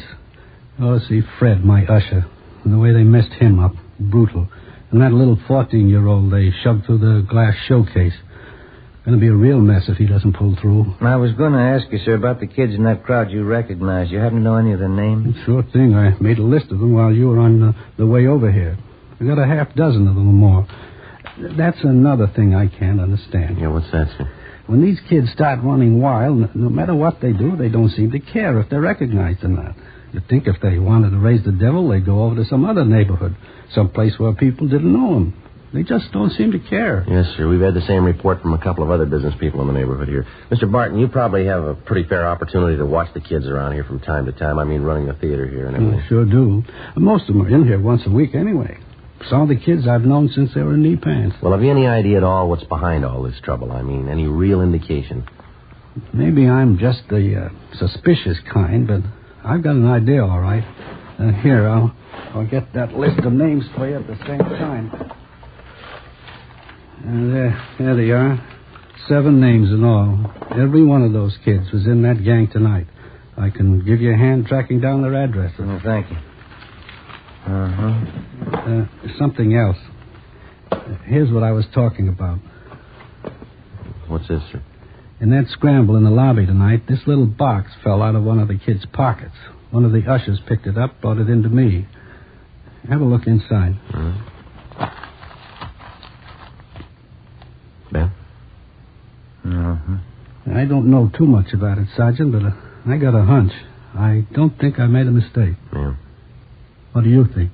No, sir, no mistake. It's marijuana. We finished interviewing the theater manager, Clyde Barton, and then we talked to the usher, Donald Masters, who recovered the small box containing the marijuana from the floor of the lobby. He told us he recognized the young fellow who dropped the box, but he wasn't sure. He said the boy's name was Harold Everson, one of the names which appeared on the list which the theater manager, Mr. Barton, had given us. Half an hour later, Ben and I located the Everson boy's home. It was a 2-story frame colonial-style house in the better-than-average section of the area. The boy's father answered the door, a Harold Everson Sr. We told him what we wanted. A little late to be making routine calls, don't you think? People have to get their sleep. Why can't you let it wait until morning? It's not a routine call, Mr. Everson. I'd like to see your son, if he's home. Harry? What do you have to see him about? Well, do you have any idea where your boy spent his time tonight, sir? He said he was going down to the gym, play a little basketball, and he was going to the library. It's a school night. He had studying to do. I think maybe you ought to keep a little closer check on your son, sir. That's not the way we get it. What are you getting at? I trust my boy. He said he was going to the gym and then to the library. He's got no reason to lie about it. They had a minor riot at the neighborhood movie down on West Fremont tonight. Gang of high school kids ran wild and wrecked the place. What's that got to do with Harry? A couple of people recognized him among the gang of kids. They said he did his share of wrecking along with the rest of them. Couldn't be. It's a lie. Harry didn't go to the show tonight. He told me when he got home. He even had his books with him. He spent the night at the library. I'd like to have you take a look at this, Mr. Everson. Huh? This box here. Would you recognize this at all? Yeah. Same kind of box my stomach pills come in. Got a little acid condition in my stomach. I take these pills for it. What's all this have to do with Harry? I'm going to open the box for you, Mr. Everson. I don't get it. What is this stuff? Someone saw your son drop the box in the lobby of the theater tonight. The box contains marijuana. It's stupid. It couldn't be right. I haven't got that kind of a boy. I know it isn't right. Do you mind if we talk to your son? Maybe he can explain it for us. Just a minute. I'll get him down here. All right, sir. Have a chair if you like. Thank you. Sure a nice place, huh, Joe? Yeah, beautiful furniture, isn't it? There's nothing like period furniture. Never goes out of date. Be just as much in style 10 years from now as it is today. Mm-hmm. We better be sure and tag by Georgia Street Hospital on the way back and see how that kid's doing. You know, the one that was hurt at the show. Oh, yeah. This is my boy, Harry, officers. Oh, Harry? How are you, sir? Harry just told me, officers, he doesn't know what this is all about. He was at the library, like I said. Well, sure, I was there till they closed. Somebody made a mistake. I wasn't at the show tonight. Harry, do you know Mr. Barton, the man who runs the theater? Yeah, I know him. Why? Well, he swears you were there tonight. So does one of the ushers. Who? Boy by the name of Donald Masters. He says he knows you pretty well. I don't know any Donald Masters. You go to the same high school together, son. You're in the same class. I told you I don't know any Donald Masters. What about this, Harry? Huh? This box here. Do you recognize this? No. What's the matter, son? What is it, Harry? What's wrong with you? Nothing. I don't know whose it is. It's not mine. Was lost in the lobby of the theater tonight. Masters says he saw you drop it. He's lying. I hate the kid's guts anyway. He's lying. Thought you said you didn't know him, son. What's wrong with you? What are you shaking for? What kind of a story are you trying to tell? I didn't mean it, Dad. kid got the stuff for me. I didn't mean to get it. I didn't mean to, Dad. It's beginning to look like I'm the dummy of the family. Huh? Take it easy, Mr. Everson. Harry, you're a liar. The kid got the stuff for me. That is the truth. I didn't buy it. You want him downtown, officer? Afraid so, Mr. Everson. Like to have you come down with him. Get your clothes on. Go back to your room and get your clothes on. Okay, Dad. Hard to believe. My son using marijuana. I can't tell you how I feel. I'm afraid there's going to be more folks feeling the same way before this is cleaned up. It'd be different if Harry didn't have a chance, but good home, good training. The boys had the best I could give it. Yes, sir. Wife and I, we never thought we had a worry in the world as far as Harry was concerned. Yes, sir. Maybe that's why it happened. Before we left the Everson house, we checked the boy's room and came up with another small box full of marijuana, which he'd hidden back in his closet. Besides Everson and his son, Harry, more than a half a dozen other teenagers who'd had a part in the theater brawl were rounded up and taken downtown along with their fathers for interrogation. By the time we finished our questioning and the teenagers had finished talking, we had most of the story pieced together. A story that had the parents so amazed that half of them thought the youngsters were making it up. The pattern was familiar enough for us to know that they were telling the truth. Almost 2 months before, word had gone around among the teenagers in the neighborhood that marijuana, along with various stimulating drugs, was to be had easily and in quantity for anybody who wanted them. Word was passed around that it was the new thing to do, the smart thing to do if you wanted to keep up with the crowd. In questioning the Everson boy, we found that he seemed to know more about the history and operations of the narcotics campaign in the neighborhood than the other boys did. I know one of the guys who first showed up with the stuff. Name's Johnny Demring. He's about my age, 17. I used to know him pretty well. How do you mean he was the first to show up with the stuff, Harry? What kind of stuff? Marijuana. Some of the other things, you know, yellow jackets, goofballs. More of the kids go for them than they do for marijuana. Well, do the youngsters know what these goofballs are made of, son? Do they know what they are? Well, it's dope, I guess. Narcotics. The kids get a big kick out of them. I guess that's all they care. Mm-hmm. This Johnny Demring, does he sell the stuff around the neighborhood, Harry? Yeah, he was the first one. He's got a couple of other kids selling for him now. A couple of them are girls. They sell a lot for him. Johnny makes pretty good money. Yeah, I guess he does. Where does he get the stuff from, do you know? No, I wouldn't know that. Someplace downtown. Johnny knows a guy. He's never told anybody where he goes to meet the guy. Nobody ever goes with him. Was Johnny at the show with you tonight? No, he doesn't hang around with the kids much anymore. He's getting a little big time, I think. He's got his own car and a good-looking girlfriend downtown. Says he's going to quit school next month. Mm-hmm. Where does Johnny live, son? Can you tell us? I don't know the address right off. I can check it in the phone book for you. How about the kids Johnny gets to sell the stuff? Can you give us their names? Yeah, okay. I think I can remember who they are. You going to bring Johnny in and talk to him? That's the idea, yeah. I don't know if you're going to find him right away. He probably heard about the trouble tonight, and Johnny's a pretty smart guy. I don't think you'll find him very easy. I think we'll find him. Nobody knows much about him. He never talks about what he's doing. Never tells anybody anything. Pretty smart guy. He told you. How smart was that? Complete statements were taken from each of the youngsters we brought in for questioning, and then in practically all cases they were released into the custody of their parents pending action by the juvenile court. With the information we had at hand, it took us the better part of 4 days to round up everybody involved in the narcotics distribution system which had been set up among the teenagers in the neighborhood by 17-year-old Johnny Demring. As for the Demring boy himself, he couldn't be found. We checked with his family, his relatives, his friends, all his known associates. We got out a warrant for him. Then we checked the car that he owned through DMV. We got out a warrant for that. No sign of the boy. Narcotics detail gave us a hand and got their informants busy trying to track down the source of the dope for which the Demring boy had been the only neighborhood distributor. We knew it went far beyond him. It reached to the same vicious men who make their money off the hopeless adult drug addict. The same vicious men who today are trying to build a new market for their wares among the young people of this country. Tuesday, April 29th, 2:30 p.m. Again? Right. Juvenile Bureau, Romero. Oh, yeah, Brady. Yeah, huh? That's right. What's his name? Yeah, okay, right away. Right, bye. It's Brady from Narcotics. They figure they got our man. The Demring boy? No, the guy who pushed the stuff to Demring. Mm-hmm. His name's Jocko Harris. They found him in the county hospital this morning. Yeah. Somebody got a hold of him 2 nights ago and gave him a good working over. If we're lucky, we'll make it. What do you mean? He's not supposed to last out the day. 2:35 p.m. Ben and I left the office and went immediately to the county hospital where we were allowed to briefly interview the narcotics suspect, Jocko Harris. He was in a critical condition with a fracture of the skull. He gave us a statement in the form of a dying declaration. He admitted being the contact man for 17-year-old Johnny Demring, and he admitted also that he had kept the boy supplied with enough narcotics to keep the neighborhood teenage demand for the stuff fully satisfied. Seemed like a good kid. Never thought he'd turn. What do you mean, Jocko? How'd he turn? Why do you think I'm here?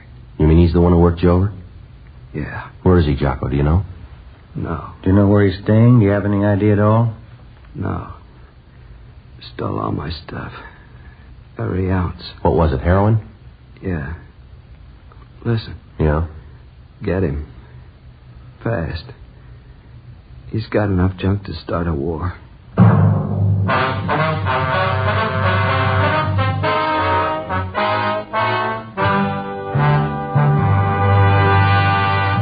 You're in a cruiser car of a Metropolitan Police Department. You receive a routine radio call. All units, attention all units. Pick up and hold for investigation the following vehicle. 1948 Ford, two-door sedan. Black, white sidewall tires. There are many cars that fit this description. You listen for more facts. This car will have extensive damage to right front end. License number 9 Robert 9 707. In the 7 column, 9 Robert 9 707. KMA 367. Now you can pin it down to one. It's the same with cigarettes. There are many king-size brands to choose from, but when you know all the facts, you'll make your choice Fatima. Here are those facts. Fatimas are the same in length and circumference as any other king-size cigarette. 85 millimeters long, 1 1/64 inches around. And Fatima filters the smoke exactly the same long distance. But in Fatima, the difference is quality.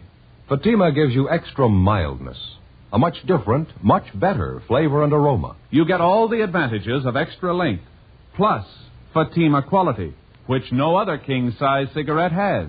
Fatima, best of all king-size cigarettes. Definitely the best quality in its class, but the same price as the cigarette you're now smoking. Next time, buy Fatima.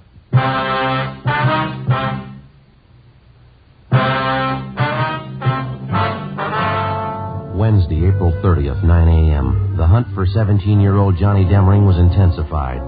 To our knowledge, because of the information we'd gained from narcotics peddler Jocko Harris, the teenage youngster had a large store of high-grade heroin, which we knew, because of his inexperience, he was unaccustomed to dealing with.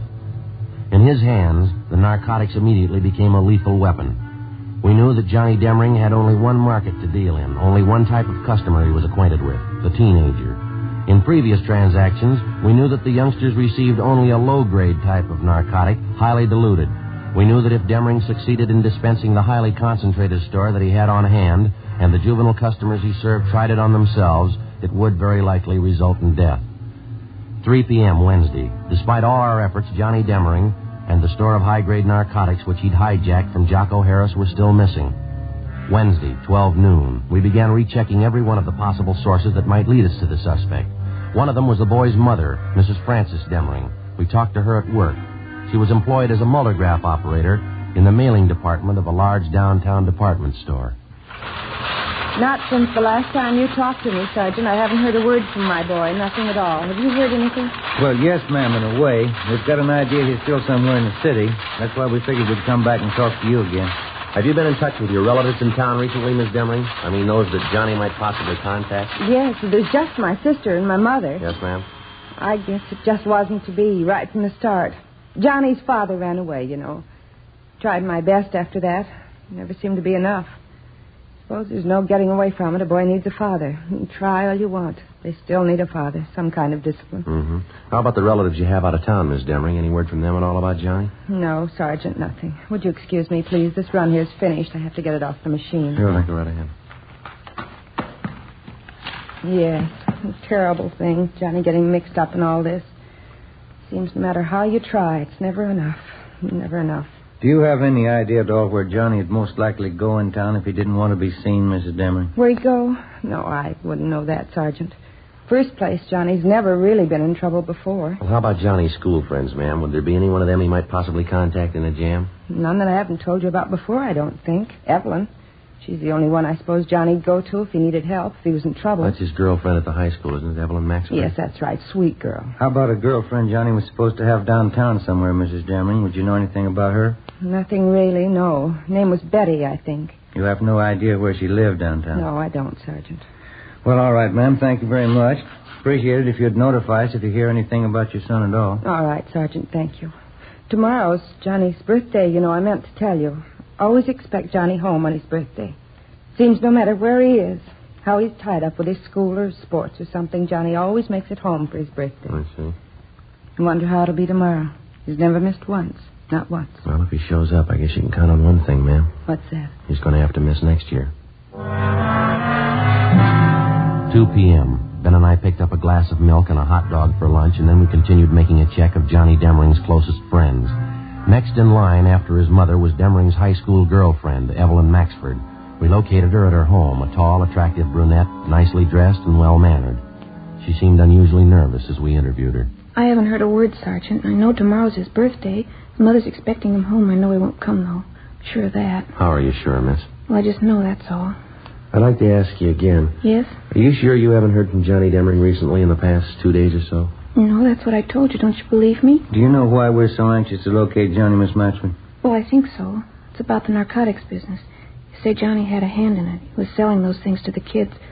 I still don't believe it myself. It's a lot more than that, the way it stands now, Miss Maxwell. What do you mean? Well, when he was at school, Johnny was kept supplied with narcotics by a man named Jocko Harris. He's what we call a pusher, kind of an in-between supply man in the narcotics trade. Mm-hmm. Well, 2 nights ago, Johnny caught up with this Harris. He beat him up badly enough to send him to the hospital with a fractured skull. And then Johnny stole every bit of narcotics that Harris had in his room, some of the strongest stuff you can buy on the market. That's why we want Johnny, Miss Maxford. I don't think I understand. What does it mean? It means that most of the teenage kids Johnny's been supplying stuff to have been getting fairly weak grades of narcotics. If he gets some of this stuff to them and the kids start taking it, it might prove too strong for them. If they take too much of it, it could kill them outright. Mm-hmm. Now, you see what we're up against. We've got to find that boy. We've got to find him soon. Couldn't you talk to his mother? Maybe she could tell you something. Well, we already have, miss. She couldn't tell us anything. That's why we halfway depended on you. Why do they have to put it in my lap? Why does it have to be me? I liked Johnny for a while. I don't know what to think now. Well, have you heard from him, Miss Maxford? Now, there's no reason to be afraid. You'd probably feel a lot worse if something happened to one of the high school kids, wouldn't you? Miss Maxford? I got a call from him yesterday. Johnny. He wouldn't tell me where he was. I asked him, but he wouldn't tell me. What else did he say? He knows everybody's looking for him. He doesn't know about the stuff that he stole, though. I'm sure of that. He doesn't know what it could do. Did he make any dates with you? Did he want to see you? Yes, he wants to see me. He wants me to meet him tonight. Where? Excuse me. Yes, go ahead. Hello? Yes? I don't know. I don't really. What? 7 o'clock, all right. Yes, I'll meet you then. All right, goodbye. That was Johnny just then. He wanted to make sure I was going to meet him tonight. When? 7 o'clock tonight, right near Westlake Park. Which side, miss? The west side, Sergeant. I hope to God it's not true. What's that? The narcotics he stole from that man. You said they were powerful? Yes, we did. Johnny's been taking them for 2 days. 6:45 p.m. Together with 2 other men from Juvenile Bureau, Hurst and Ty, we drove near the appointed spot along the lake in Westlake Park where Evelyn Maxford's meeting with the teenage suspect Johnny Demmering was to take place. We staked out at a reasonable distance, and Miss Maxford went ahead to the meeting spot. As far as we could see, there was no sign of Demmering. Somebody on the opposite side of the lake was playing a phonograph. The music came over faintly across the water. We watched the Maxford girl cross the long stretch of grass down to the lake. She approached the shore. We saw her stop and look down. Joe, let's go. Come on. Yeah. We ran all the way as fast as we could get there. When we got close enough, we found out the reason for the scream. He was lying face up on the ground near the edge of a small clump of trees close to the water. He was a good-looking boy, dark hair, good build. Took only one look, and you knew right away he was too young to be dead. You could argue for a week, but you wouldn't change it. He was dead. The girl stood over him, her face in her hands, crying. No marks on the body, Joe. None at all. Well, that must be it, huh? An overdose? It's the way it looks to me. We better get her out of here, hadn't we? Yeah. Miss Maxford? Come on, Miss Maxford. Yes, Sergeant. It's all right now. We'll have one of the other men drive you home. We can take care of whatever has to be done here. He was a good boy, Sergeant. He was smart. How'd he ever get started in such a thing? How could he ever make such a mistake? Well, he's got the best excuse in the world, miss. Yes. He was 17.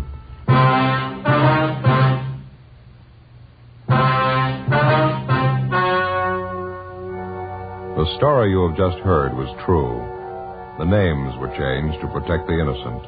On May 2nd, a coroner's inquest was held at the county morgue, Hall of Justice, City and County of Los Angeles, State of California. In a moment, the results of that inquest.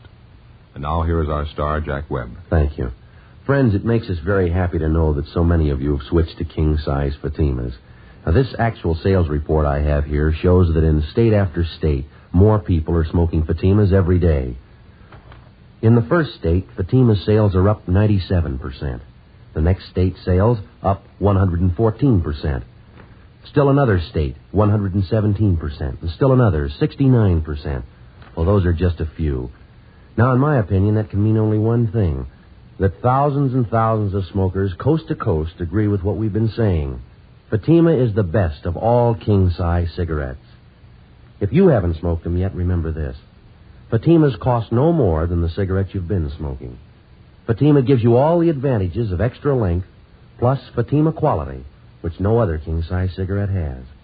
So tomorrow, buy Fatima.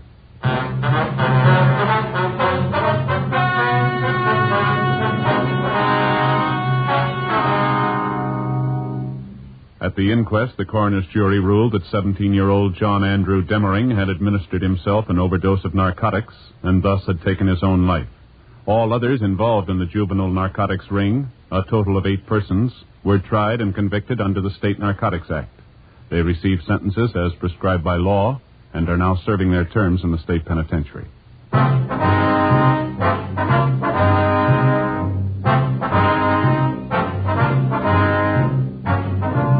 You have just heard Dragnet, a series of authentic cases from official files. Technical advice comes from the Office of Chief of Police W.H. Parker, Los Angeles Police Department. Fatima Cigarettes, best of all king-size cigarettes, has brought you Dragnet, transcribed from Los Angeles. Stay tuned for Counter Spy, next on NBC.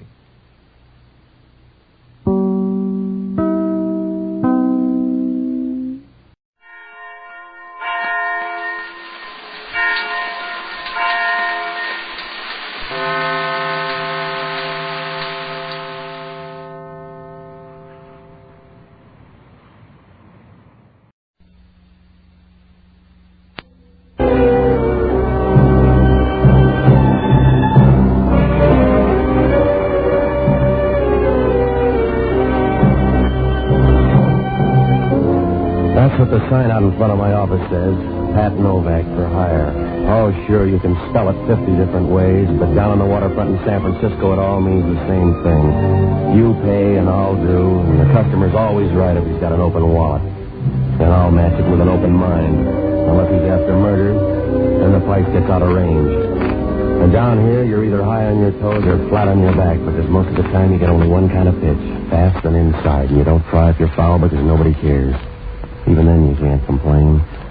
During the summer, the morgue's the coolest spot in town. Oh, I rent boats and wrap up small sins in $20 bills. The money's good when you get it, but there's no retirement plan, and you can't buy vaccination for trouble. I found that out last Wednesday night. I closed up shop about 8 o'clock, and I started walking home. The city was down on its hands and knees trying to crawl through one of those San Francisco hot spells that blast by every 5 years. From up on the hill, the Chinatown tenements lined up down below like sweaty little kids waiting for a shower. It was heat and headaches all the way. But when I opened my front door and stepped inside, who wanted to talk about the weather? She was standing in the dark smoking a cigarette, and the silhouette her figure cut against the window was something you'd never believe. Then she reached over and turned on a lamp. It was a fast, dizzy trip, but when I got around to her eyes, they were the kind that made you think of hard-working geysers. Deep and warm, and you knew you could count on some fast action when they came to a boil. The smile was familiar, and the lips were red and moist, like a souped-up rose waiting for a bee. She did lots of nice things with her mouth, and talking was one of them. Patsy, Welcome home. It's been a long time. Yeah. It's good to see you, Georgie. What's on your mind? Patsy, can't you ever take your time? It's not mine. It's borrowed. Anything special in mind? Easy business. Got a drink? Mm-hmm. How easy? Just a boat ride. You can't get hurt. That's what they told the Spanish Armada. Getting soft, Patsy? No, not in the head. Now, look, if it's work, let's talk. Otherwise, let's just be cute, huh? All right, Patsy. The last time you saw me was a year ago. As far as you know, I'm not in town. Fine? You tell me. Go on. Tomorrow night, a freighter's due in here from Shanghai. The SS Calcutta. I want to be on the welcoming committee. Who says you can't? Nobody yet. But the ship's going to anchor in the stream, so I need a boat, and I need you. I'm not the social type. I don't think I'll go. Believe me, Patsy, it's an easy trip. So's falling downstairs. Come on, let's deal or drink. All right, Patsy. My stepmother's going to meet the Calcutta, too. Who's she? Mrs. Sheila Lampson. She likes parties? She likes a package she's going to get from somebody aboard the Calcutta. What's in it? That's her business. I just want to make sure she gets that package ashore all right. You in on it? She doesn't even know I'm in town. Who picks up the check? Here. Will $40 cover it? It's too much for an easy job and not enough for a hard one. Where do I find you if I need bail? Here's the phone number. You can call me there tomorrow. And Patsy, thanks. I don't forget easy. Why the rush? 'Cause you scare me, Patsy. You really scare me. You remember the party, Patsy? Yeah. But memories are like everything else. They wear out. Then let's make some new ones, Patsy.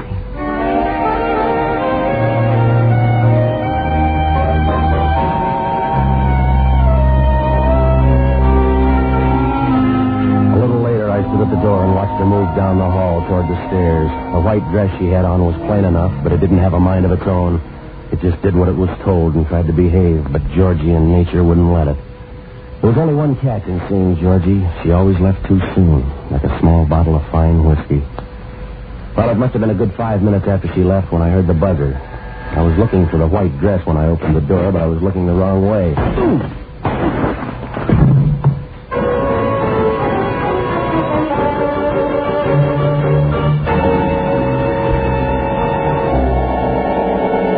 Something with an echo, and it came down hard on the side of my head. I went down like mercury in a quick freeze.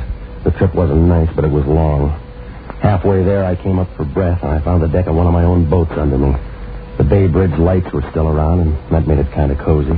When my eyes got in focus, the smooth-looking bundle laid out next to me shaped up like Georgie Lampson. She wasn't looking her best. I had just enough time to remember a pair of women's shoes standing next to my face, and then I must have moved, and they punched my ticket for a return trip. The next time I opened my eyes, I was looking up at the lights on Pier 19. Oh, the shoes were still there, but this time they were black, and the feet inside squashed out wide and flat like tired beefsteak. That meant only one thing: Hellman from Homicide. You can stop playing mouse, Novak. Get up. The party's over. Yeah, Hellman.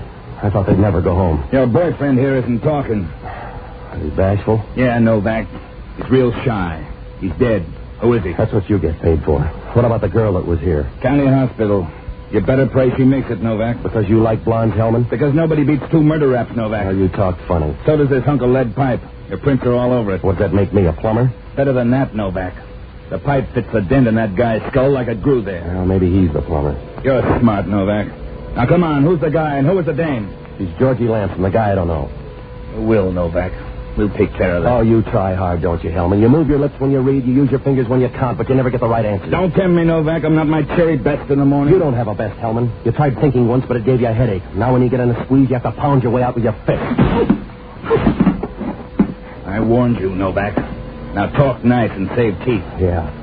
I'll talk when that blonde tells her story. If she makes the grade, how does she figure? She met me in my apartment last night on business. 5 minutes after she left, the doorbell rang. When I answered it, somebody sapped me. Now, you take it from there. Yeah, I will. Right to the DA. Go ahead, Hellman, but don't look hurt when the case blows up in your face. You giving odds? That's all I'm giving, Hellman. You figure it. I took the gal and this girl I don't even know for a ride at 3 a.m. We had a party and I killed a guy. But the gal I only messed up good because I like the way she talks. You sound scared, Novak. Well, I'm not, Hellman, but you are because it doesn't add. Why did I beat my skull with that same hunk of pipe, and how did I drive back here to meet you? Keep your mouth open, smart boy. They got a little green room up at San Quentin. Gets awful stuffy when they close the door.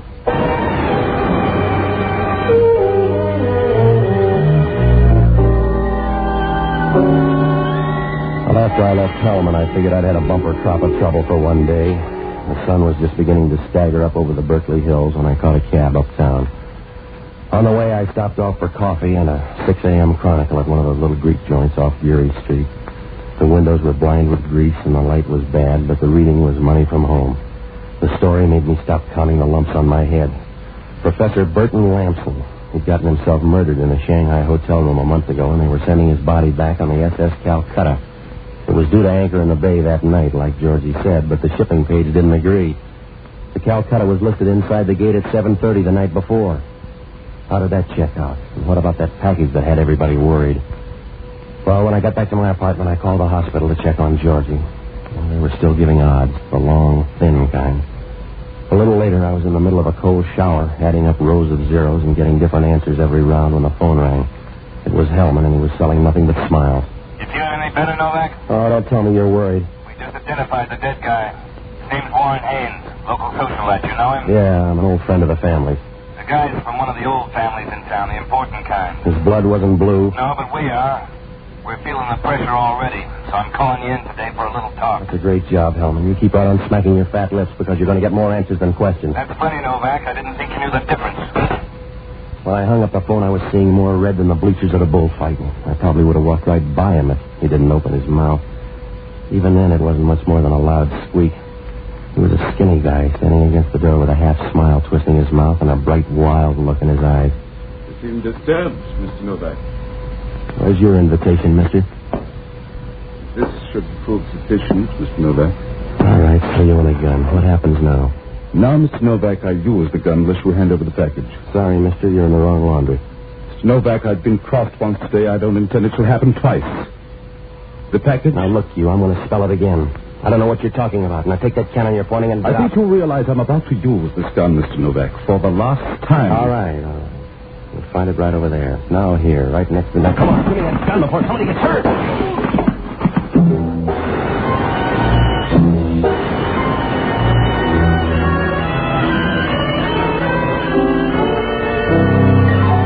He stood there for a minute, shaking his head as if he wanted to go back and wipe 5 minutes from his life. All of a sudden, he jerked around in his tracks and he stumbled for the door like a timid drunk when you tell him he's had enough.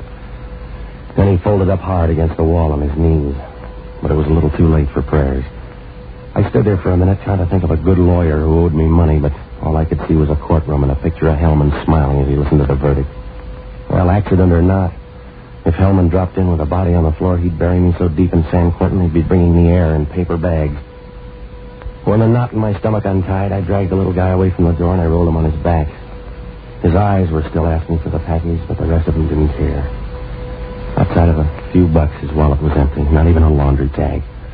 Well, I got dressed and I pulled the blinds and locked the place up. And then I went out to look for the only honest guy I know, an ex-doctor by the name of Jocko Madigan. He was a fine surgeon until something made him decide life was temporary at best. Now he's got a permanent post on a bar stool looking for answers at the bottom of whiskey bottles. Well, it's hard on the liver that way, but you're never short on dreams. I finally found him with a bourbon halo in a musty little Italian joint over in North Beach. It was a long stretch from Easter Monday, but he was still celebrating Irish independence. He looked like he was on the wrong side because his nose was a bright orange. Patsy, my boy, you're just in time. These simple but honest Sicilians have agreed to embark with me on a crusade. And as honorary past president of the Sons of St. Patrick, the Powell Street chapter, I invite you to join us. Hold on, Jocko. Sober up. I got to talk to you. To fittingly observe the occasion of old Ayre's joyful victory, we're first fortifying ourselves with grappa and bushmills. Then we sally forth to chase all the snakes out of Long Beach and the cockroaches out of Chinatown. How does that strike you, Patsy? And why aren't you smiling? 'Tis a glorious day. Because I'm in a jam and I want to talk, Jocko. Now cut it. Oh, Patsy, you remind me of that De Valera fellow. You're sitting on the curb and pouting just because they won't let you march in front of the band in the victory parade. You're sour, Patsy. Admit it. Jocko, will you snap out of it? I'm in big trouble. You're always in trouble, Patsy. You're a child of adversity, a son of scorn. The fates spit in your eye and you try to retaliate, but the wind's always blowing in the wrong direction. You're a lost leaf in the mortal storm, Patsy. You're a pebble shaking a tiny fist at the mountain. You'd like to fight for some strange, fantastic cause, wouldn't you, Patsy? But you can't find anybody your size. Men are too small and the gods are too big. Patsy, you're lost. Are you all through? Yeah. What kind of trouble? Oh, it's a pair of bum murder raps, Jocko. Somebody sacked me in my apartment last night, and I woke up this morning with a dead guy. That sounds interesting. What was it you were drinking? Hellman's out to pin this on me. Oh, a dubious honor. You mentioned 2 murders. A guy came in my apartment this morning waving a gun and asking for a package that I never heard of. We started wrestling for the gun. Mildly exciting. Who got it? He did, right in the chest. Patsy, you have absolutely no excuse for losing your temper. Why, you're not even Irish. Still, you're always getting hot-headed at the wrong time. It was an accident, Jocko. I didn't even know the guy. I'm sorry, but I can't cry. Sure, that's what the British general said after he hung Robert Emmett at the dock.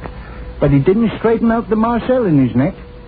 What are you doing out of jail? Well, you knock it off, Jocko. Now, look, did you ever hear of a Mrs. Sheila Lampson?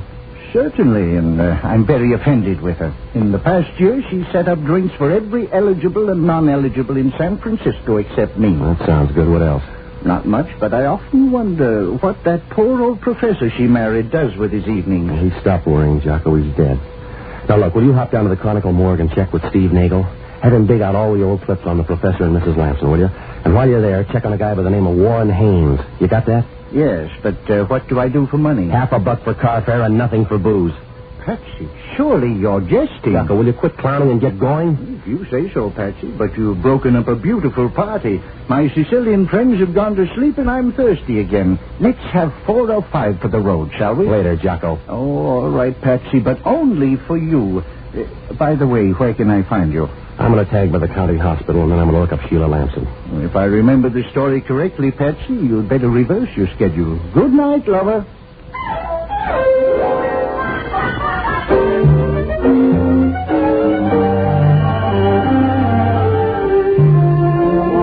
When I left Jocko, I tagged by Mama Lupo's on Kearney Street, and I called the hospital again. Oh, Georgie was a little better. At least the undertakers had stopped bidding. Mama Lupo clouded up for a storm when I asked to borrow her new car for a couple of hours, but a few pats and a pinch, and she was all giggles and car keys. 10 minutes later, I was fighting traffic on Potrero Avenue. The south wind out there brought the slaughterhouses right into your front seat. I found the hospital out on the far edge, and it was a nice-looking pile of dirty red brick. The nurse in the ward didn't believe I was Georgie's brother until I asked her if she was busy Saturday night. Then she saw the resemblance right away. I found Georgie behind a couple of screens at the end of the ward. And for a dying woman, she looked pretty good. She smiled a little when she saw me, like she was saving up for a bigger try later on. Patsy, I'm glad you made it. Look, I'm going to keep it short, baby. Who was it last night? Sorry, Patsy. Big deal. You can't tell her, you won't. Can't, Patsy. Later I will. And that package, same deal? Same. Well, I got a deal too, Georgie, a murder rap. They want to hang it on me. Who was it? Warren Haynes. Do you know him? I remember. Good corpse. Now, look, you're slicing it awful thin for $40, Georgie. Patsy, trust me. No choice, baby. You're driving. Don't go through any red lights. I won't, Patsy. Telephone, Mr. Novak. I said it was urgent. That's it, Georgie. I'll see you later. Yeah. Having a good time, Novak? You know any phone numbers besides mine, Hellman? Not today, Brad boy. You near a streetcar, or do I send a chauffeur? What's your beef? Our beef, Novak. We'd like it fine if you paid us a visit real soon. Sorry, Hellman. Book's solid. Command performance, Novak. I wouldn't disappoint. What's the matter, Hellman? You want it in blood? I told you I don't know anything about last night. I never saw Haynes before. You got me wrong, Novak. This one's about a knife. We just found it in your office down on the waterfront. That's fine. Peel yourself an apple and keep busy. You better come down, Novak. We found the knife in some guy's back.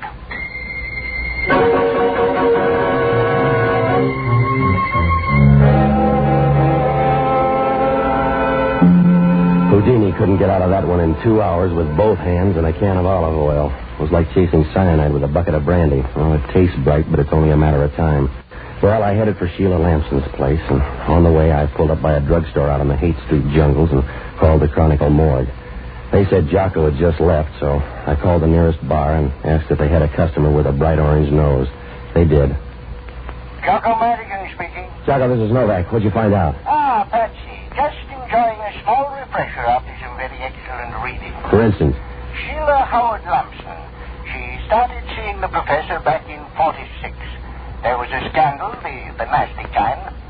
And the professor's first wife, Barbara, jumped off the bridge, the Bay Bridge. Yeah, go on. A month after she married the professor, Sheila was mentioned in every gossip column in town. So the professor took off on a scientific trip to China. A month ago, he was murdered in a Shanghai hotel and a hatful of emeralds was stolen. The authorities figured that the murder was premature. What do you mean? Well, the professor had had 3 major operations, and at the time of the murder, he had less than a week to go. What about Haynes? Haynes is one of those black sheep that wealthy families have, cut off without a penny. He's one of Sheila Lampson's escorts, and he's now on his way back from the Orient on the SS Calcutta. Anything else? Jocko, I could kiss you. Patsy, you stick to your line, and I'll stick to mine.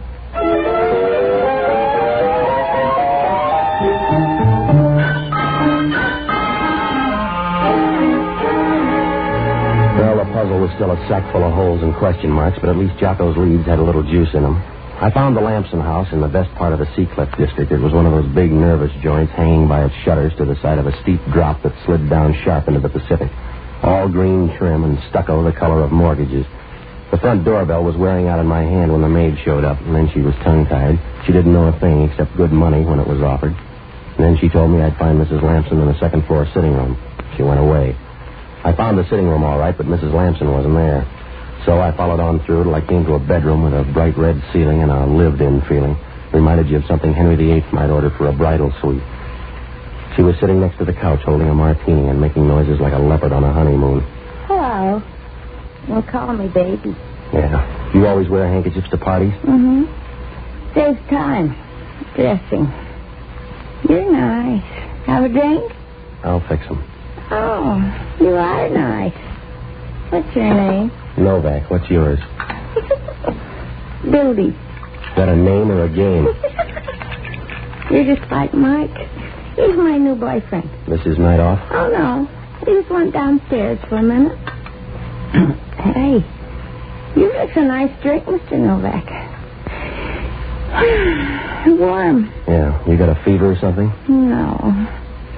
Must be the weather, Mr. Novak. You feel it? You're a big spender, aren't you?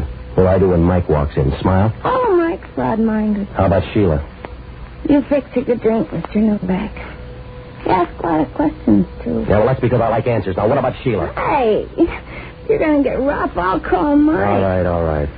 I'm Sheila's sister, and it's much better when you're nice to me. All right, then let's start being nice, huh? Mr. Novak, what was that for? I'm a big spender, too. Here, have another drink. I think maybe I'll have another you, Mr. Novak. Is that Mike coming upstairs? Could be, baby. Now, come on, where's Sheila? Oh, Sheila, who cares? She's downtown anyway. She won't know. Hey, where are you going? Sorry, baby, I got a date. I'm not busy. Will I do? Don't let him leave, Mike. If he does, he's going to walk through me. I'm sorry, baby, he's not my type.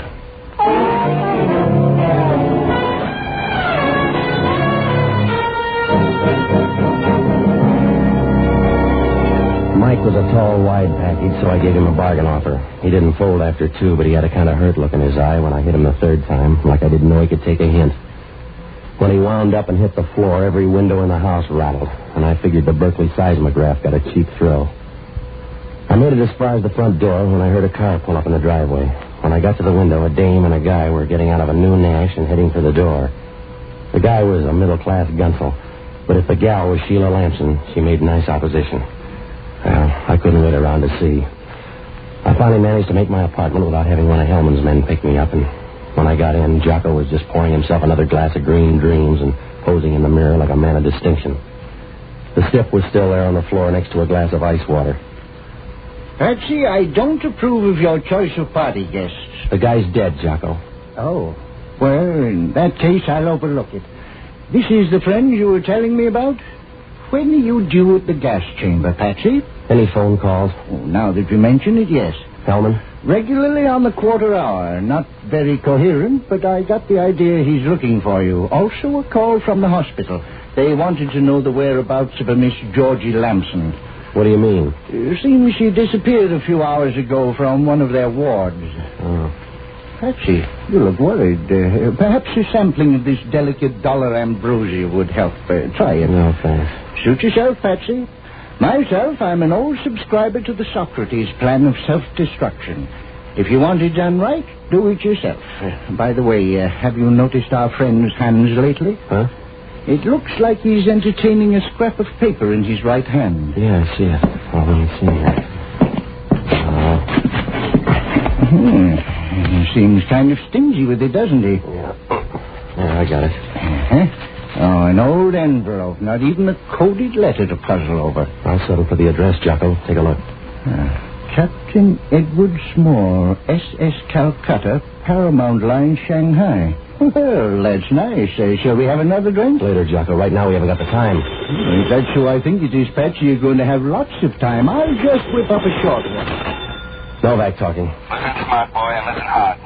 This is for the last time. You check in here in 10 minutes, or I'll send out an all points. Dead or alive, Novak. All right, Hellman. There's a dead guy here in my apartment right now. His name's Captain Edward Small, off the Calcutta. I don't need any more bodies, Novak. I can hang you twice with what I got. All right, Copper. But if you want your picture in the paper tomorrow, you can meet me out in Seacliff in 15 minutes. 48 Camino Drive.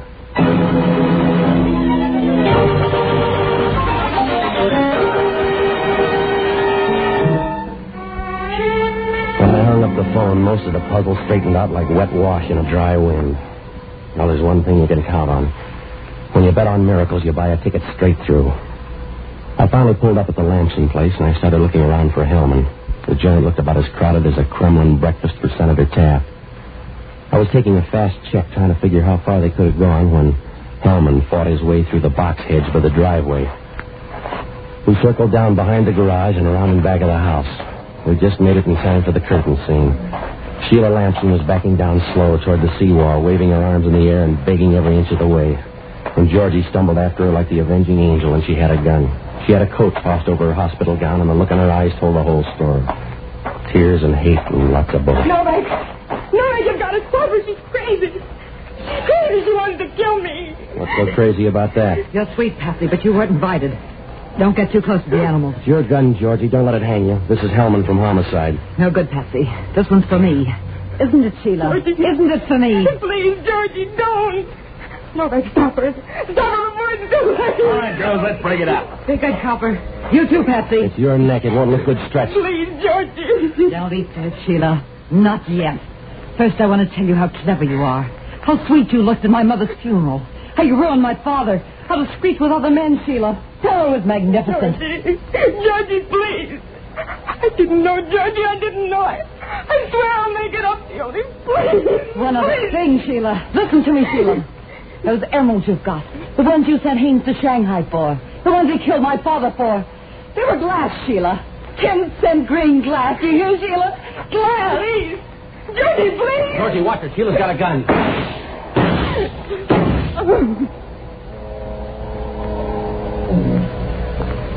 Patsy.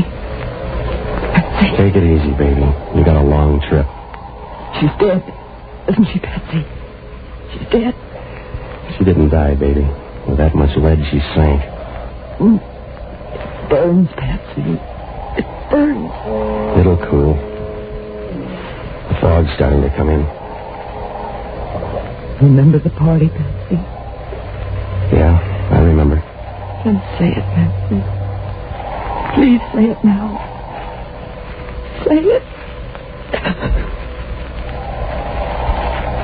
Yeah, Georgie, I'd say it, but you're not listening.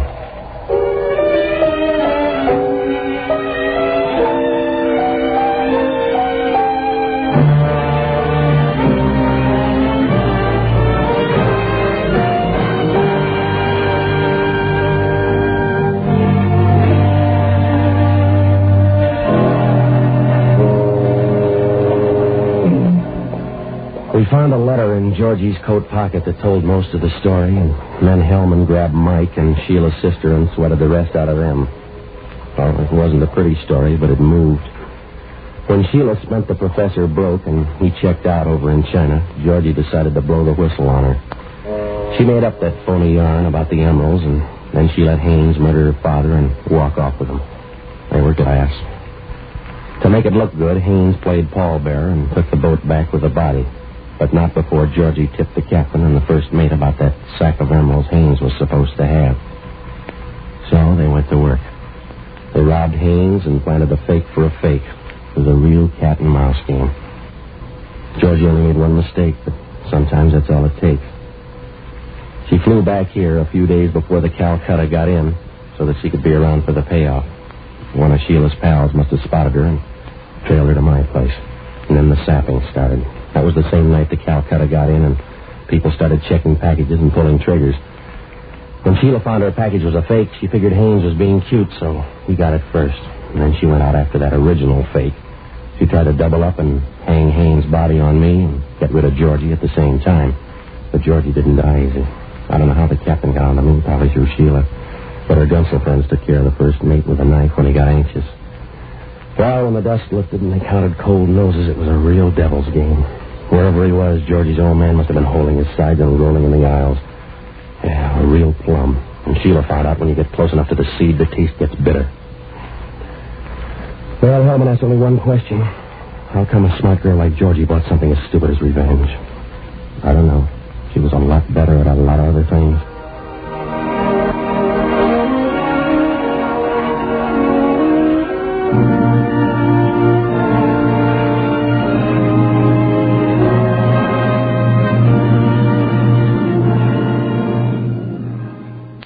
Cast included Lois Andrews, Steve Brody, Herbert Litton, Jerry Hausner, Ivan Ditmars, Ray Erlenborn, and Hal Sawyer.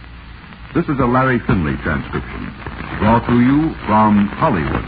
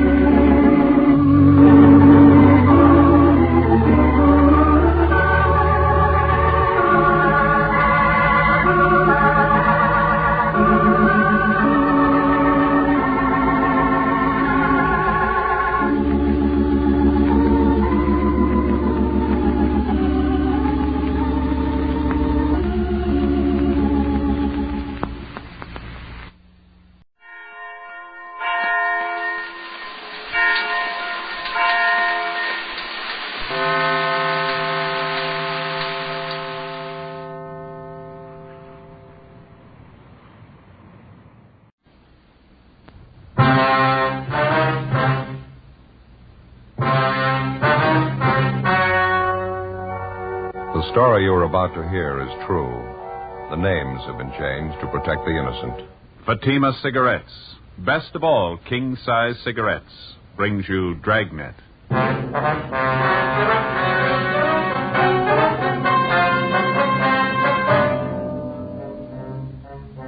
You're a detective sergeant. You're assigned to homicide detail. A 64-year-old shopkeeper is found murdered, beaten to death in the back room of his store. The body bears the marks of a savage attack. There's no trace of the killer. Your job? Get him. How does Fatima compare with other king-size cigarettes? Fatimas are the same length and circumference, 85 millimeters long, 1 1/64 inches around. And Fatima filters the smoke exactly the same long distance as any other king-size cigarette. Tell me then, how is Fatima different from other king-size cigarettes? In Fatima, the difference is quality. Fatima gives you extra mildness, a much different, much better flavor and aroma. Remember, Fatima has all the advantages of extra length, plus Fatima quality, which no other king-size cigarette has. So insist on the best. Smoke king-size Fatima, best of all long cigarettes.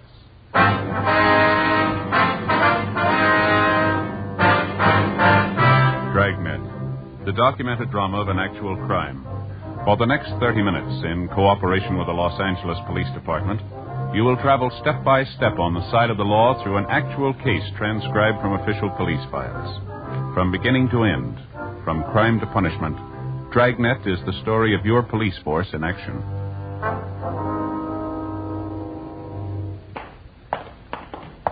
It was Wednesday, February 19th. It was cloudy in Los Angeles. We were working the night watch out of homicide detail.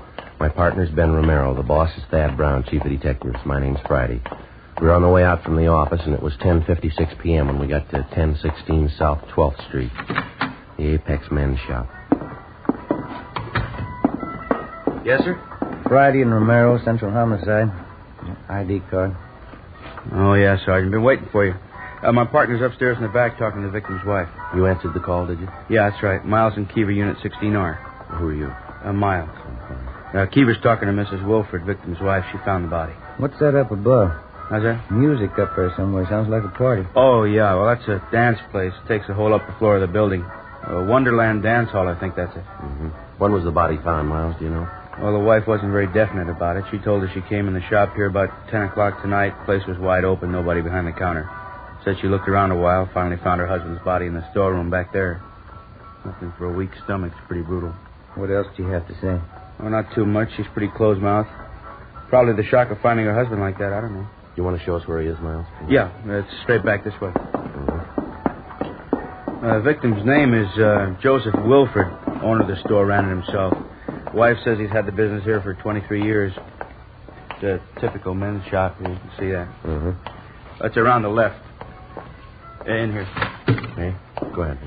He used this for a storeroom, I guess. Uh-huh. Well, that's it. As far as we know, the body hasn't been touched. Yeah, sure took a terrible beating. An elderly man, huh? My wife said he was 64 last birthday. She couldn't think of any enemies he has. Anybody want to do this? Where'd he keep his cash? Did she tell you that? No, cash register, I guess. Can't be sure till Leighton Prince gets here. Yeah. Did you call the crime lab yet? I'm waiting for you fellas. You want to call him now? Would you mind? Oh, sure, sorry. Say, you might as well call the coroner while you're at it. Tell him there's no big rush. Yeah, right. Take a look around here, Joe. Looks like a tornado ripped through. Yeah. Chair overturned. Clothes all over the floor. Yeah. Come here, Ben. Mm-hmm. Look at the body. Yeah? His arms tied behind his back. Ordinary clothesline robe. What's that cloth knotted around his neck?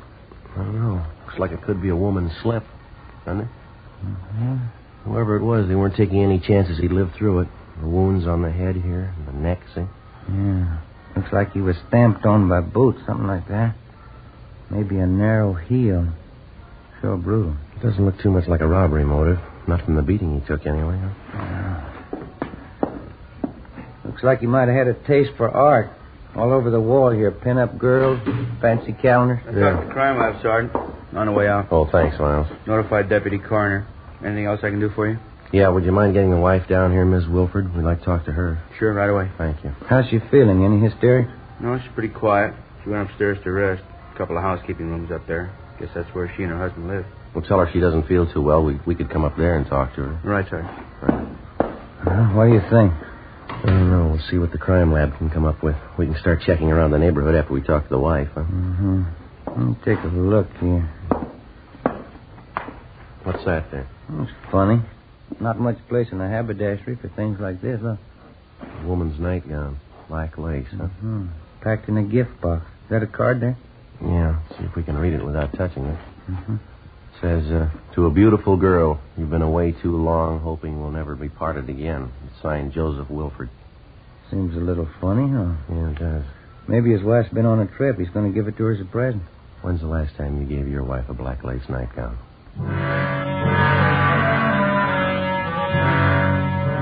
11:05 p.m. The two officers who'd answered the call, Miles and Keever, brought the victim's wife, Mrs. Agnes Wilford, downstairs, and Ben and I questioned her. She was a small, slight woman, dark hair, dark brown eyes, a sharp nose and chin. She looked to be in her early 50s. She said that both she and her husband had emigrated to America from northern Germany 25 years before. We asked her how her married life with Mr. Wilford had been, but she kept dodging the question. We asked her how she happened to find the body. The body's just as you found it, Mrs. Wilford. You didn't disturb anything? No, I just came back from a friend's and looked, and I saw him, and he was dead. Somebody killed Joseph. And you're pretty sure that your husband wasn't having any trouble with anybody? No enemies? No, he didn't have any enemies not to do this. Yes, ma'am. You lived upstairs in the back of the store with Mr. Wilford. Is that right, ma'am? And for a long time, yes, we lived upstairs in the rooms. It was nice. Saved money for rent.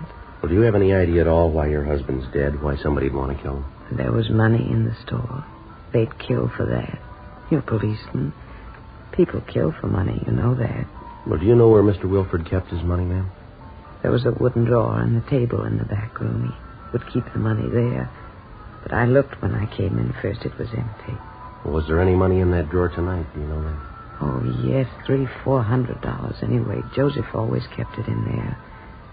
A terrible place up above, the music all the time, the noise. You should make them be quiet. The dance halls have been up there for a year tonight anyway. They should be quiet. Yes, ma'am. About the money Mr. Wilford had in the store. Maybe $1,000. $700-800, maybe that anyway. And then his wristwatch he had on, that's gone too. Well, can you give us a description of the watch, Mrs. Wilford? What make it was? What it looked like? Oh, yes, I can give that to you. It's white gold, expensive. It's writing on the back, Agnes, Joseph. One birthday I gave it to her. Have you been away from your husband recently, ma'am? I mean, on a trip or anything like that? No, I haven't been away. Why? Well, we don't mean to upset you at a time like this, but would you know if your husband had any women friends? Miss Wilford? If you have a cigarette, I'd like one. Oh, yes, ma'am. Here you are. Thank you very much. Thank you for your light, miss. Thank you.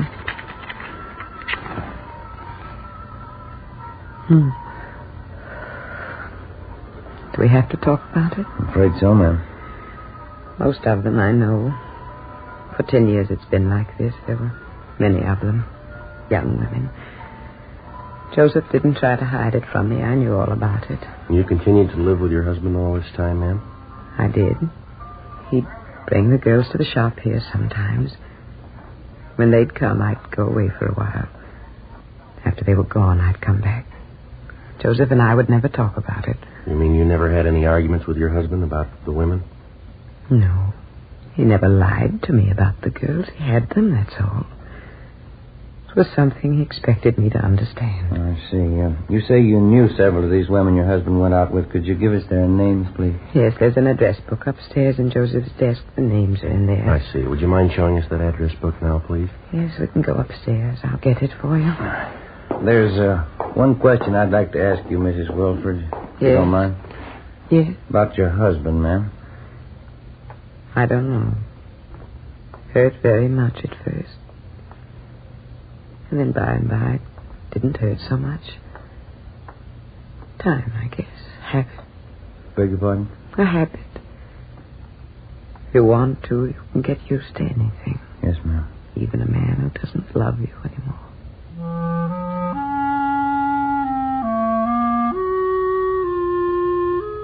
We went upstairs to the housekeeping rooms where Mrs. Wilford gave us her husband's personal address book. She also gave us a description of his wristwatch, which had been removed from the body, along with the name of the jeweler who'd sold her the watch. It was a Hamilton with a diamond-studded dial. The crime lab crew arrived downstairs and began their routine investigation. We finished questioning the victim's wife, and then we started checking the neighborhood. Only a few of the stores in the area were still open. We found only one possible witness, a newsboy, who told us that he'd seen an attractive dark-haired woman enter the store earlier in the night at about 8:30 p.m. His description of her was only sketchy. Another hour of checking the neighborhood, and we went back to the store. Lieutenant Lee Jones and the crime lab crew finished checking over the entire layout. They went back downtown to give a thorough examination to what physical evidence that they'd found. The deputy coroner arrived and removed the body. Together with Hubka and Forbes from Homicide, Ben and I spent most of the next day checking with store owners in the immediate neighborhood of Wilford's haberdashery. They could tell us nothing we hadn't already found out. We got the description and serial numbers of the victim's missing wristwatch, notified the pawn shop detail, and got out a broadcast on it. 3:45 p.m. We checked with the office. We've got a slow enough start on this thing, huh? Everybody tells us the same story. Yeah, seems to be pretty common knowledge. He had a lot of girlfriends. I guess we better start checking out the names in that address book, huh? Yeah. Sure beats all, doesn't it, Joe? What's that? Mrs. Wilford, 10 years her husband's dating other women right in front of her. It isn't normal. Can't see why she didn't just pack up and leave. That's Kind of hard to figure at that. Maybe she was still in love with him. I wonder how Forbes and Hubka made out. I'll check the book, see if we got a call. Hey. See. No? No word from him, huh? No, Lee Jones called from the crime lab. Wants us to check with him. I'll call him. Okay, fine. 2667, please. That's right. Guess we better check with the morgue, too, huh? See if they got the body posted yet? Yeah. Hi, Lee. Romero. What was it? Did you get the name? I see. All right, bye. What do you have? Lee talked to the coroner already. Wilfred died about 9 o'clock. Cause of death was strangulation. Mm-hmm. How about those wounds on the head and on the neck? That didn't do it. The cloth tied around his neck. It was a woman's slip, all right. Yeah. Did he pick up anything off it? Any laundry marks? He did better than that. Yeah? He got the name of the laundry. After checking for all stains and markings on the woman's slip, which had been found knotted around the murder victim's neck, Lee Jones had examined it under a special fluorescent light. He found a type of marking used by only one large laundry service in the city. We checked with the managers of the laundry company and found that the slip had been cleaned by them for a Miss Elise Dressler. She had a North Hudson Street address. We started checking on her. The first lead came from the dead man's personal address book. We found the name of Elise Dressler listed along with her address and telephone number. There was a single word scribbled beside her name and enclosed with parentheses. It said Max. That was all. 5:42 p.m. We drove out to the address, a Spanish-style apartment house on North Hudson. We rang, but there was no answer. The apartment manager told us Miss Dressler worked as a dancer at a nightclub on West 7th Street. Ben and I drove to the club, a high-priced theater restaurant which was newly opened. We were told Elise Dressler wasn't due there until 9 p.m. We had a couple of ham and cheese sandwiches and some coffee at a lunch counter, and we checked back at the club a few minutes past 9. The show had already started. We located the Dressler girl in her room backstage. She was a tall, fairly attractive blonde. We started questioning her. Can you tell us where you were last night, miss? Yeah, all right. Here I work every night but Monday. We close then. What time did you get here last night? Just about 8 o'clock. I had something to eat, and then I changed in my costume and went to work. Do you know if Mr. Wilfred had any enemies? No. Maybe somebody he was having trouble with? No, maybe that wife of his. It's none of my business. I wouldn't know. You can't think of anybody at all who might want him out of the way? No, I don't think so. He and Max Hollins had some arguments, but that's the only time I saw Joe mad at anybody. Who's this Max Hollins? He's the man who arranged for me to come out from New York. Joe and Max have been friends for a long time. What were the arguments about, Miss Dressler? Do you remember? Yeah, about me. You see, Max brought me out here, and I suppose at first he thought he owned me. He didn't think I should go out with any other men but him. Max is stubborn sometimes. Well, so am I. I like Wilfred, so I went out with him. I went out with Max, too. Well, these arguments they had about you, would you say that they were pretty mad at each other, Max and this Mr. Wilfred? Only last week, Max was very angry with Joe, but I think he got over it.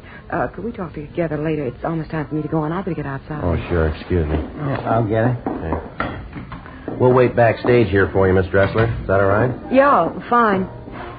Oh, that's all right. I still have a few minutes. Well, how about the last time you were in Wilfred's store, Miss Dressler? Can you remember that? Not exactly. At least 6 months ago. I hardly ever went to see Joe there. Did you ever have any occasion to leave any clothing with Wilfred in his store, maybe for a cleaning alteration? No, I never left them. Maybe it's possible they could be there. How do you mean? Well, I have some nice slips, you know. First I sent them out, but Joe said he knew a very nice French laundry to do them. He'd come to my place, pick them up, and then take them to the laundry. Maybe he could have left them in his shop one day. Well, would anybody besides yourself have access to the clothes in your apartment? Maybe a roommate? No, I live by myself.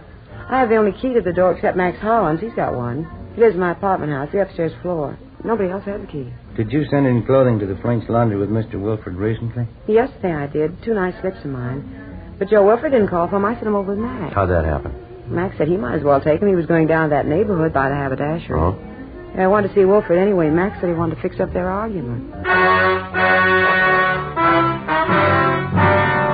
We continued questioning the Dressler girl after she finished her first act at the theater restaurant. She told us that she hadn't seen Max Hollins since early the day before. She was taken downtown where she gave us a full statement. Further questioning got us the information that the argument between the two men, Joseph Wilfred and Max Hollins, over the affections of Elise Dressler was far from settled at their last meeting. The girl admitted that it was a serious argument and that it ended up in a fist fight between the two men. She said Max Hollins was out of town for the night, but that he'd return early the next evening for work. He was employed as manager of a room service department at a large downtown hotel. 11:30 p.m. Ben and I drove back to the apartment house on North Hudson, and together with the building manager, we checked Max Hollins' apartment. We found nothing.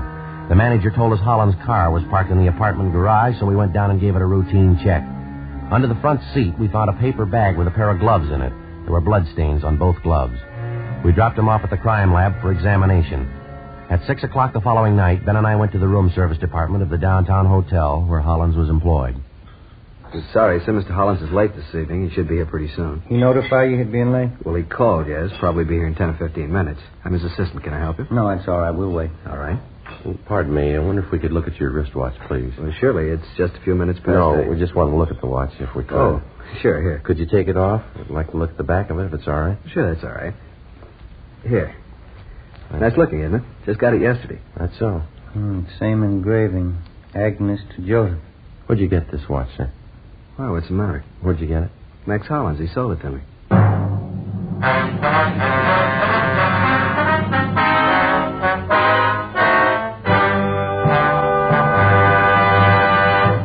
You are listening to Dragnet, actual stories from official police files. Now, listen to an actual Fatima sales report. Proof that in state after state, Fatima sales are going up. Up every day. In the first state listed, Fatima sales up 92%. In the second, Fatima sales up 72%. The next state, Fatima sales up 107%. Another state, Fatima sales up 142%. Still another state, Fatima sales up 154%. And those are just a few. Yes, all across the country, thousands and thousands of king-size cigarette smokers are switching to Fatima. You see, Fatima contains the finest domestic and Turkish tobaccos, superbly blended.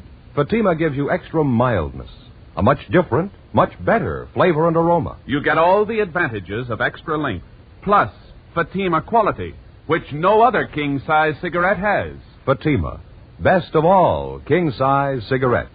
Definitely the best quality in its class, but the same price as the cigarette you're now smoking. Remember, in Fatima, the difference is quality. Next time, buy Fatima.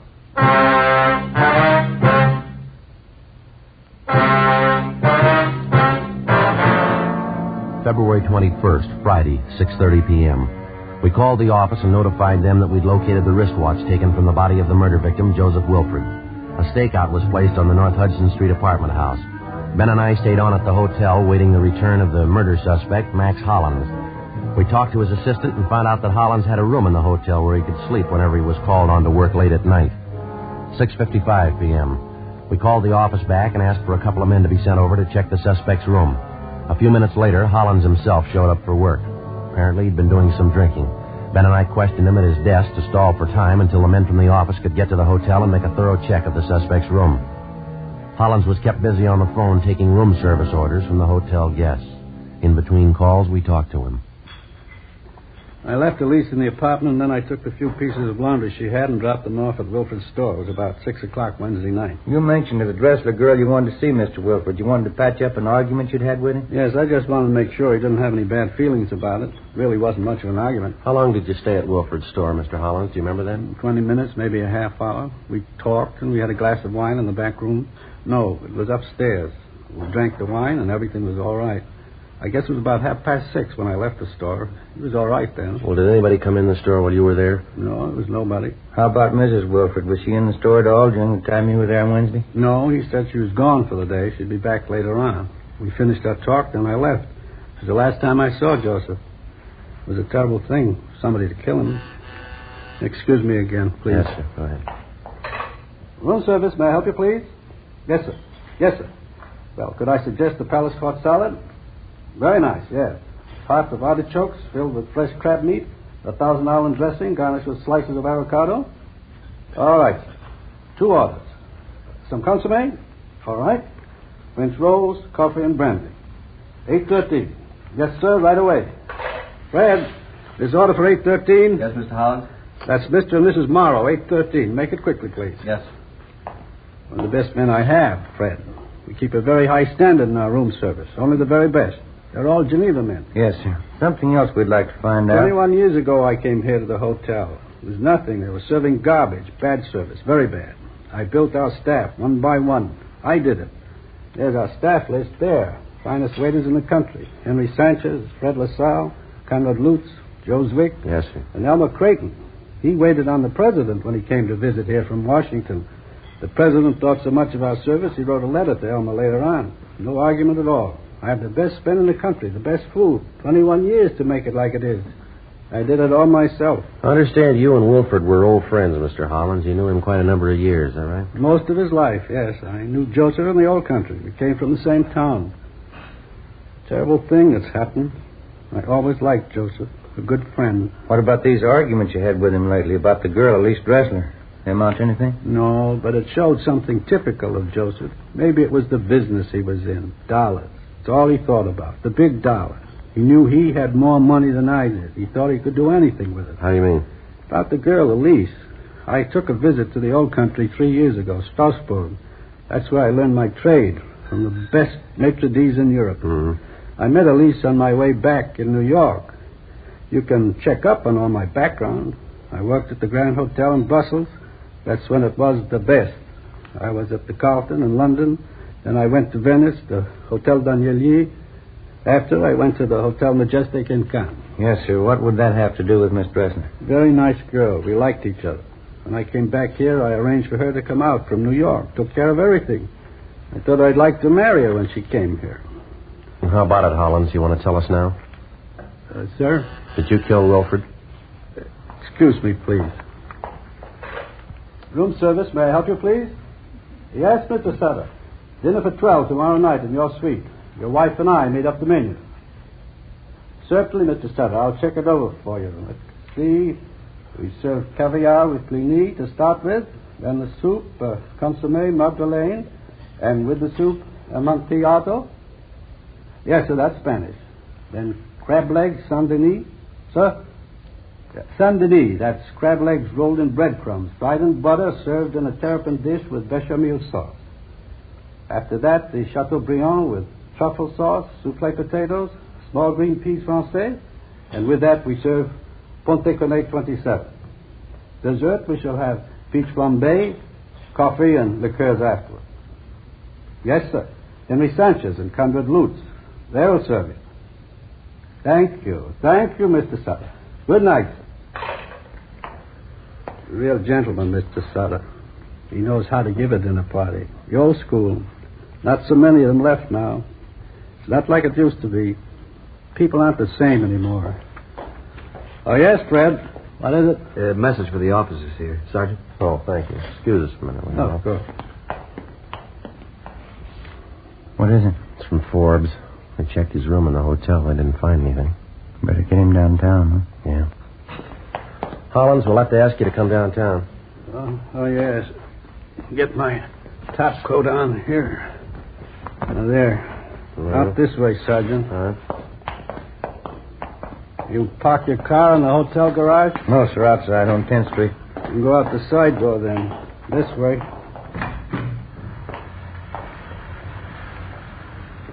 It's starting to rain. Do you both have your top coats? Yeah. Yes. Well, let's go. We're parked right down this way. What did Elise say? Elise Dressler. She said you had a fight with Wilford. You went to see him the same day he was murdered. Yes. It's terrible. It's too bad. Might as well tell you, sir. We've got the evidence. Quite a bit of it. All points to you. Oh? How is that? Well, the pair of gloves you were wearing, we found them. The wristwatch you took off the body, we found that, too. Yeah. You want to tell us about it? I didn't use good sense. I didn't know what to do when I went to see him. But I didn't have it in my mind to kill him. God knows I tried to talk to him. I asked him, please, to stay away from Elise. I asked him as a friend. Yes, sir. All he said to me was, Max, I give her presents and she likes me. I have the money to give her what she wants, Max. You haven't got the money. That's what he said to me. You had a fight with him then? No, there wasn't any fight. I'm not sorry. I killed him, but I'm not sorry. You want to give us a statement about it downtown? I suppose. I'm not ashamed of it. All right, let's go. Down this way. Any man would have done the same. How could you hear such talk and not kill him? How about the wristwatch you took off of him, the money from the drawer? I wanted to hurt him more, even after he was dead, after I beat him and beat him. I knew it would be the worst way to hurt Joseph, to take his money. Here we are. In the back, Alan. Yeah.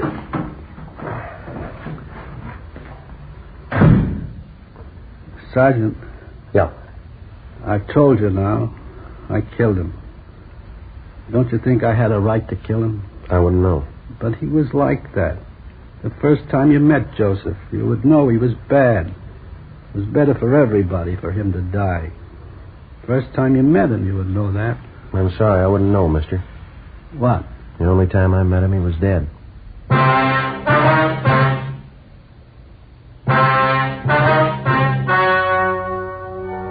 The story you have just heard was true. The names were changed to protect the innocent. On June 4th, trial was held in Superior Court, Department 89, City and County of Los Angeles, State of California. In a moment, the results of that trial. And now here is our star, Jack Webb. Thank you. Friends, with your permission, I'd like to speak to our good friends, the cigarette dealers, listening in tonight. A few minutes ago, we read you some figures from our latest Fatima sales report. The fact that coast to coast, Fatima sales have enormously increased is extremely important to you as a dealer. It means that more of your customers are now enjoying Fatima quality than ever before. You can do yourself and your customers a big favor by making sure you always have enough Fatimas to meet the ever-increasing demand. Thank you. And friends, remember that Fatima gives you all the advantages of extra length plus Fatima quality, which no other king-size cigarette has. Tomorrow, ask your dealer for Fatima. Best of all, king-size cigarettes.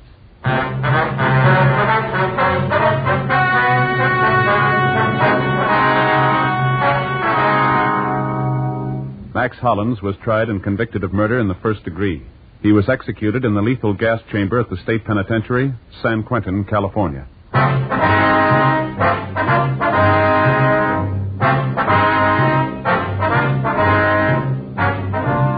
You have just heard Dragnet, a series of authentic cases from official files. Technical advice comes from the Office of Chief of Police W.H. Parker, Los Angeles Police Department.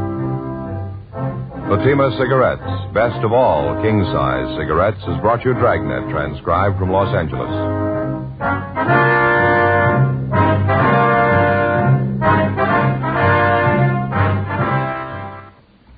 Stay tuned for Counter Spy, next on NBC.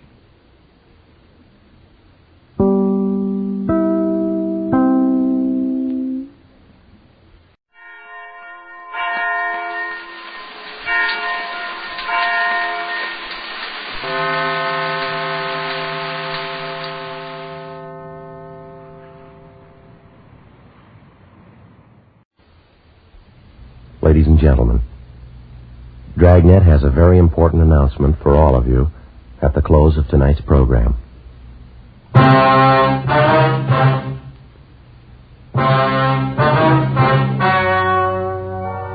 The story you are about to hear is true. The names have been changed to protect the innocent. Fatima Cigarettes, best of all king-size cigarettes, brings you Dragnet.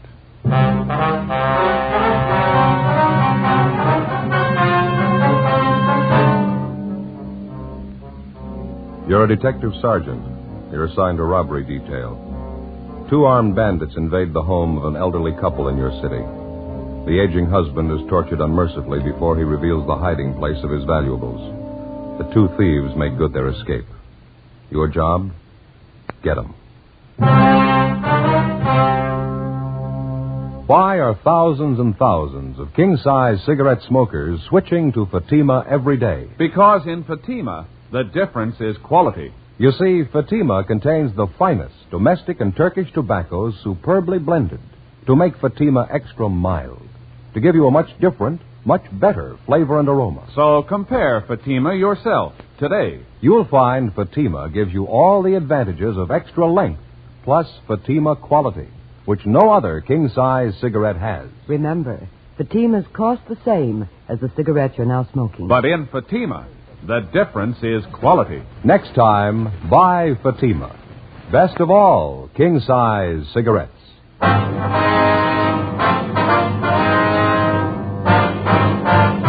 Dragnet, the documented drama of an actual crime. For the next 30 minutes, in cooperation with the Los Angeles Police Department, you will travel step by step on the side of the law through an actual case transcribed from official police files. From beginning to end, from crime to punishment, Dragnet is the story of your police force in action.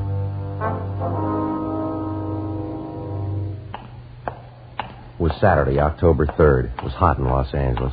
We were working the day watch out of robbery detail. My partner's Ben Romero. The boss is Harry Didion, captain of robbery. My name's Friday. It was 11:38 p.m. when I got to Georgia Street Receiving Hospital, room 5, treatment room. Joe? Hi, how's it going, Ben? We're not going to be able to talk to him anymore tonight. Doctor said maybe late tomorrow morning. How's the old man making out? He's resting a lot better. Doctor gave him a sedative. Old fellow sure had a rough time. Well, how about since I've been gone? Did he tell you anything else? No, just kept repeating the same thing. 2 guys forced their way into his house, beat his wife, tortured him, took all their jewelry. That's about it. Yeah. Well, I put in a call to the office. I got a broadcast out on the information that we have. There's not much to go on. We should be able to pick up a little something more tomorrow. Doc said it's been a long time since he's seen anything like this, where they worked old man over. Well, what'd they do to the fellow's hands, anyway? The doctor able to tell? He thinks they used a hat pin on him, something like that. It's sharp and thin. At least a dozen wounds in both hands. He's pretty badly burned, too. Yeah. It's hard to imagine somebody that cold-blooded. 71-year-old man, soles of his feet a mass of burns. Wonder his heart stood up through the beating I gave him. Has he got a weak heart? He's had a little trouble, yeah. Terrific shock going through something like this at his age. Well, maybe we better check back at their house, huh? See how the old fellow's wife is doing, huh? Yeah, right. How's it shape up for you? Well, there's not an awful lot to go on yet. It wasn't a shot in the dark. I think we can count on that. Whoever the thieves were, they had some kind of an inside tip. The old man and his wife, well, they don't put up much of an appearance. You wouldn't be apt to figure that they had $3,000 or $4,000 in jewelry put away at home, would you? Maybe his wife might have some ideas. Sure is a lousy shame. Yeah, you might halfway understand that they just held him up, but working him over the way they did. There was no sense to it at all. Trying to show off what a couple of rough bums they are. Maybe that's it. Well, then let's do them a favor. Let's show them what it costs. Ben and I got in the car and drove back to the Westlake Park area to the home of the robbery victim, 71-year-old Wendell McClung, and his wife, Catherine McClung. It was a one-story wooden frame building, gray shingled, a typical modest 4-room bungalow. The men from Unit 31R who'd answered the robbery call were still there, standing by. Another pair of men from robbery detail, Powers and Gonzalez, were checking the neighborhood for possible leads on the suspects. Inside the house, Ben and I found Mrs. McClung propped up in an easy chair in the living room.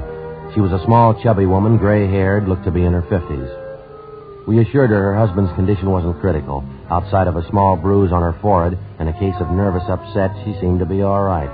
In recounting the story of the holdup, Mrs. McClung told us the 2 bandits rang the front doorbell and forced their way into the house at gunpoint shortly before 8 o'clock that night.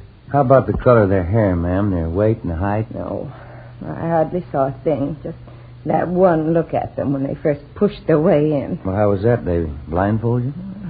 Guess they might just as well have. You see, when they started to hit Wendell, my husband Wendell, knock him down, I went after them, and one of them slapped me right across my face and knocked my glasses off. I see. I reached out to find them, but before I did, I guess one of those gangsters stepped on them. $35 glasses, broke both of the lenses, just ruined the frames. Now, look at that. Of course, I can't see a thing without them. That's why I say I might as well have been blindfolded. And you didn't have a chance to notice what kind of clothes they had on and what they looked like at all? Well, they weren't shabby, I know that. Pretty well dressed, if memory serves. Both of them in dark suits.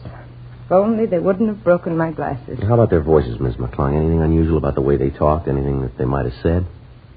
Miss McClung? No, I was just thinking. One's name was Sam, I remember that. The other one had sort of an accent of some kind, maybe from the Midwest or maybe Texas, one of those funny people. Funny people? How do you mean, ma'am? Well, you know, something like a cowboy or a farmer, that funny kind of talk. I see. Well, I guess I really should be inside fixing you men a cup of tea. Maybe if you'd just help me up. That's all right, ma'am. You just sit there. When my sister Dolly gets here, it shouldn't be too long. I'll have her fix something. There's no need to bother, ma'am.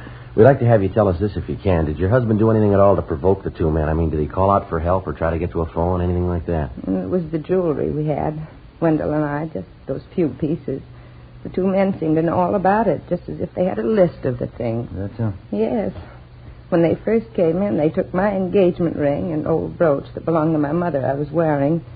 Then they got Wendell in that chair over there and tried to make him tell where our other things were. Well, now, is it pretty common knowledge around the neighborhood here that you and your husband own expensive jewelry, ma'am? No, I don't think so. What the men seemed most interested in was Wendell's ring, his diamond signet ring. It was a beautiful thing, 4 carat. Yes, ma'am. We've got a description on that. That was when they tried to force your husband to tell them where it was hidden. Is that right? I never thought anybody'd be that cruel, officer. Downright cruel. They burned his hands and his feet. Kept hitting him in the face with their fists. It was just terrible. Poor Wendell. He finally had to tell them. Yeah, I see. They went and found the things, and then they came back in here and ripped out the phone. Warned us not to move. Mm-hmm. And then they left. I just broke down and cried, officer. To see poor Wendell there, the way they abused him. Yes, ma'am, we understand. You're sure he's going to be all right? What did the doctor say? Well, he said there's no danger, ma'am. Mr. McClung's resting comfortably now. Well, that must be my sister. You want to stay right here with Ms. McClung, Ben? I'll get that. Yeah, right. Joe? Hi, Jess. You and Powers do any good? I've been checking through the neighborhood 3 or 4 blocks around. Not an awful lot. A lot of people know the McClungs. Few of them know about their having jewelry. None of them saw anything unusual going on tonight. The thieves used the car. We know that. Didn't anybody at all spot it? I'm not sure, but there's one possibility. Some of the neighbors said a young kid was peddling magazines down this block tonight, just about the same time as the robbery. He might have spotted Well, something. that's fine. Where is the boy? Where does he live? Well, that's what we asked the neighbors. Yeah? Nobody knows. A supplementary broadcast in an APB was gotten out containing what description we had on the 2 hold-up men, plus descriptions of each article of jewelry taken from Mr. and Mrs. McClung. The following morning, along with Jess Gonzalez and Johnny Powers, we continued canvassing the immediate neighborhood of the hold-up. The only thing we got was a fair description of the boy who'd been selling magazines the night before in the vicinity of the McClung house, and also the names of the magazines he was peddling. Monday morning, 9 a.m., we got in touch with the local distributor for the publications, got a list of 5 boys who sold for them in that general area, and started checking them out.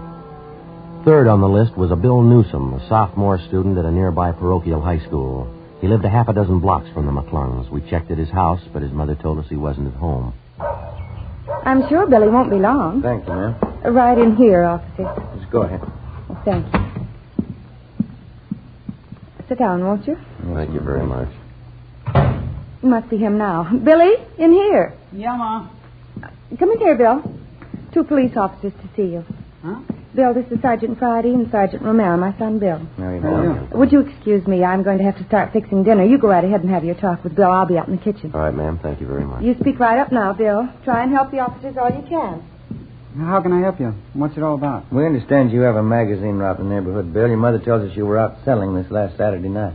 Yes, sir, that's right. Thursdays and Saturdays, they're my regular nights. Mm-hmm. I don't really sell, though. How do you mean, son? Well, you see, I line up all my customers ahead of time. I got a regular list of people who buy from me every week. I don't do any door-to-door selling. That was not much good. I see. Do you have a regular customer on your list with the name of McClung, Bill? That's M-C-C-L-U-N-G. Yeah, Mr. McClung. Once a month, he takes a gardening magazine. Comes out the last weekend every month. Were you over near the McClung's place Saturday night? Do you remember? Yeah, I was. I went right by it. I've got customers all along that block there. Say, this wouldn't be about that robbery. That's right, Bill. You heard about it? After church Sunday, a couple of kids who go to the same school I do, they live right around the McClungs. They heard about it. What time was it when you went by there Saturday night, you remember? Oh, about a couple of minutes after 9, I guess. Maybe a quarter after. When I heard about the robbery on Sunday, I thought maybe I ought to tell somebody about it. I wasn't sure about it, though. You know, I didn't want to be a pest. What do you mean, son? You weren't sure about what? This dark blue sedan I saw parked on the street there, just a couple of houses down from the McClung's place. The reason I even noticed it was because it was a new car, almost a brand new car, but it looked like the license plates on it were kind of old. Mm-hmm. What else? Well, I delivered some magazines to Mrs. Brubaker, and I got my money for them. And then coming down the stairs, I saw these 2 men. I'm not sure they came out of Mr. McClung's house. It's dark, you know, but I thought that's where they came from. Anyway, they went down the street, and got in the car, and took off. Seemed to be in a hurry. Well, what did the 2 men look like, Bill? Do you have any idea? No, I didn't see them too well. Wasn't too close to them. I was about from, here to across the street from them. How about their clothes? You notice them at all? Yeah, they had suits on, dark suits, I know that. How would you describe their build, son? Medium, tall, fat, skinny? What would you say? Why, I think I'd say medium. Yeah, both of them medium. Now, about that car, Bill, you said it was a dark blue sedan, new model, and the license plates look kind of old, is that right? Yeah, that's right. That's how I first noticed it parked down by the restaurant. How's that? About 7:15 when I started my route down on South Benson, I saw the same car parked outside the restaurant down there. Forget the name of the place now. It just opened about a month ago. You sure it was the same car? Oh, yeah, I'm pretty sure. That's why I noticed it again when I saw it up by McClung's place. I thought it looked kind of terrible. Brand new car like that with old license plates. By any chance, son, do you remember the license number on those plates? No, sir, I didn't notice it at all. I'll tell you what, though. Yeah? If I see that car again, I'll be sure and get the number for you.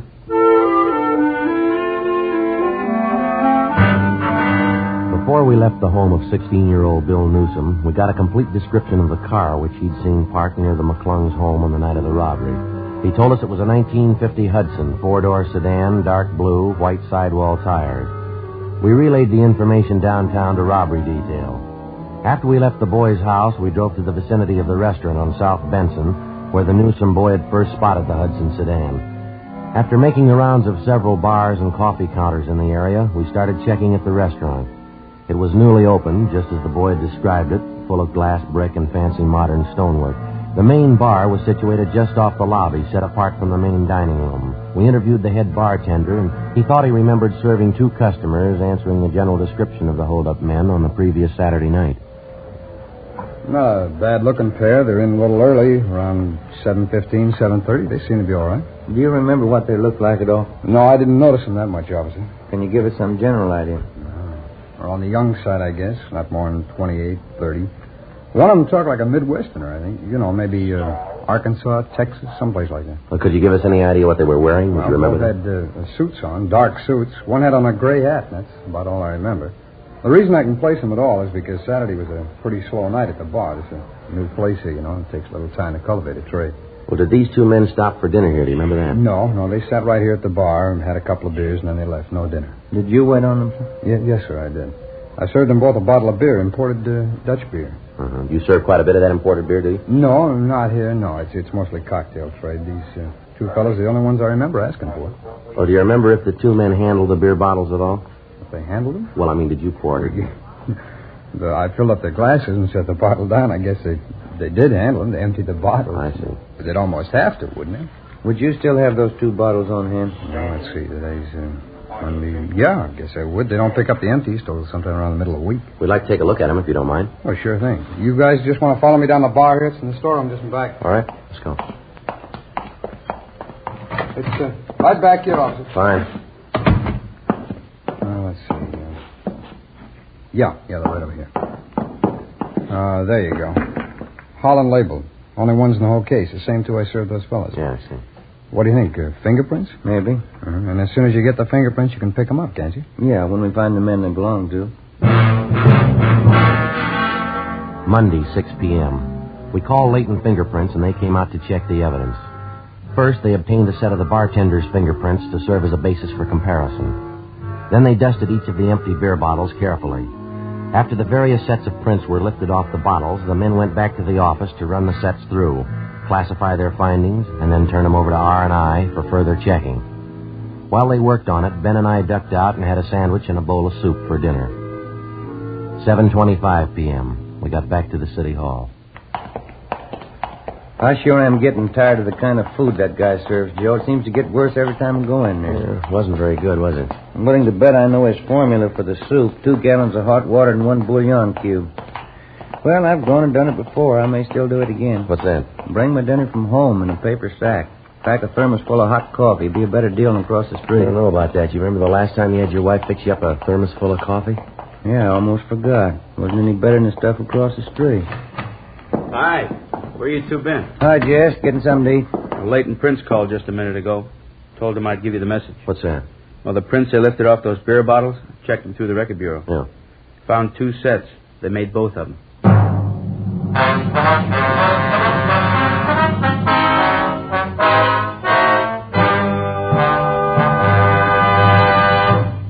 In state after state, all across the country, Fatima sales are going up and up. Listen to the actual figures in the latest Fatima sales report. In the first state listed, Fatima sales up 69%. In the second, Fatima sales up 118%. Another state, Fatima sales up 92%. Still another state, Fatima sales up 142%. And those are just a few. Yes, coast to coast, thousands and thousands of king-size cigarette smokers are switching to Fatima. You see, Fatima contains the finest domestic and Turkish tobaccos, superbly blended. Fatima gives you extra mildness, a much different, much better flavor and aroma. You get all the advantages of extra length, plus Fatima quality, which no other king-size cigarette has. Fatima, best of all king-size cigarettes. Definitely the best quality in its class, but the same price as the cigarette you're now smoking. Remember, in Fatima, the difference is quality. Next time, buy Fatima.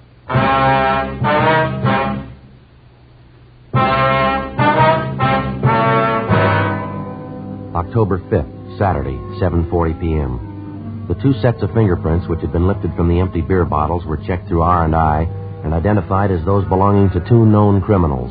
The first was Henry Vincent Moss, WMA, 29 years old. He'd served 2 terms in the county jail for burglary and grand theft auto, and 1 term in San Quentin for robbery. The second was Ernest Robert Windsor, WMA, 28 years old. His home was listed as Little Rock, Arkansas, where he'd twice been convicted on charges of first-degree burglary and served time at the Arkansas State Penitentiary. We pulled the packages on both of the men, checked the last known addresses, but failed to locate either of them. To double-check their identification, we showed mug shots of Windsor and Moss to the robbery and torture victims, Mr. and Mrs. McClung. They gave positive identification of both men. So did the bartender at the restaurant where they'd stopped for the beer. We got out a broadcast and an all-points bulletin on them immediately. We began the routine legwork, checking with all the friends, relatives, and associates who were listed on the mama sheet in each suspect's package. As usual, it was a long, monotonous haul. One of the persons listed as fairly close to Ernest Windsor was an aunt of his, a Mrs. Marie Rolfe, whom we located at her home in the Echo Park district. No, I hadn't seen Ernest in almost a year, Sergeant. What is it you want him for? I'd like to talk to you about it a few minutes, Mrs. Rolfe, if you don't mind. I don't know how I can help you. You can come in for a minute if you want. I've got to go out and do some errands pretty soon, though. It's all right, ma'am. Thank you. Right in here. Sit down if you want. Thank you very much. Just got finished taking care of my little children here, giving them nice, clean cages. Good singers. They all canaries, ma'am? Oh, yes. Oscar and Ethel, that's these 2 here. They're both genuine rollers. Their grandfolks came from Germany. Beautiful singers. Wonderful company. Yes, ma'am. My others are pretty, too. They're only choppers, though. Ma'am? Choppers. They're different than rollers. They sing much louder. Maybe not as nicely, but I don't like to play favorites. I like all of them. You have birds, Sergeant? No, ma'am. You should. I think everybody should have a canary in the house. Cheerful, you know. Wonderful company. Don't know what I'd do without mine. About your nephew, Ernest, Ms. Rolfe. Have you any idea at all how we could contact him? As I say, it's been almost a year since I last heard from him. What would this be about, Sergeant? Just a routine investigation, ma'am. We understand that you're quite close with your nephew, that he lived with you for a time. Yes, that's right, he did. When you come right down to it, Ernie's a good boy. He kept bad company, that's what I always said. Got him in trouble 2 or 3 times. I suppose you know that. You live alone here in the house, do you, Ms. Rolfe? Yes, that's right, Sergeant. See, I'm a widow. Husband's gone a good many years now. You don't take in boarders or anyone like that, Oh, do you? no. Just me and my pets here. They're company enough. I wonder if you'd explain that laundry piled up in the bed there in the next room, ma'am. What's that? The men's shirts, stockings, the underwear, they're right there in the bed there. Well, I usually try to keep things in better order than that. It's just some laundry I do, Sergeant. Little odd jobs for some of the bachelor men in the neighborhood. I do it as a favor for them. You're sure about that, Miss Rolfe? Ma'am? What do you want Ernest for? Why do you have to chase after him all the time? Persecute him? We're not persecuting him. Ever since he's come here from Arkansas, it's been nothing but police chasing after him. Can't you give Ernie a chance? All he wants is a chance. He told me so himself. We've checked through his record, Ms. Rolfe. He's had all the chances in the world, and nobody's persecuting him. Why are you chasing him again? Hunting him down? Why don't you leave him alone for a spell? Give him a chance to get a job, do something. Why are you chasing him? Well, this is a robbery charge, Ms. Rolfe. He's been positively identified. He and Henry Moss forced their way into an old couple's home a few weeks back. They tortured the old man, and they beat him till he was unconscious. That's what we want Ernie for. How'd you know it was Ernie? You could have made a mistake. No mistake, ma'am. The victims identified his picture. There wasn't a doubt in their mind. And where is he? You sure that's the truth? You sure it's Ernie again? Yes, ma'am. Again. You can have all the proof you need. The last time he told me he swore on the memory of his own mother. He swore he wouldn't do anything wrong again. I guess I just don't know Ernest. Where is he, ma'am? You want to tell us?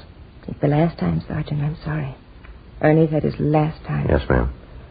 He's sleeping. The room over the garage. You'll find him there.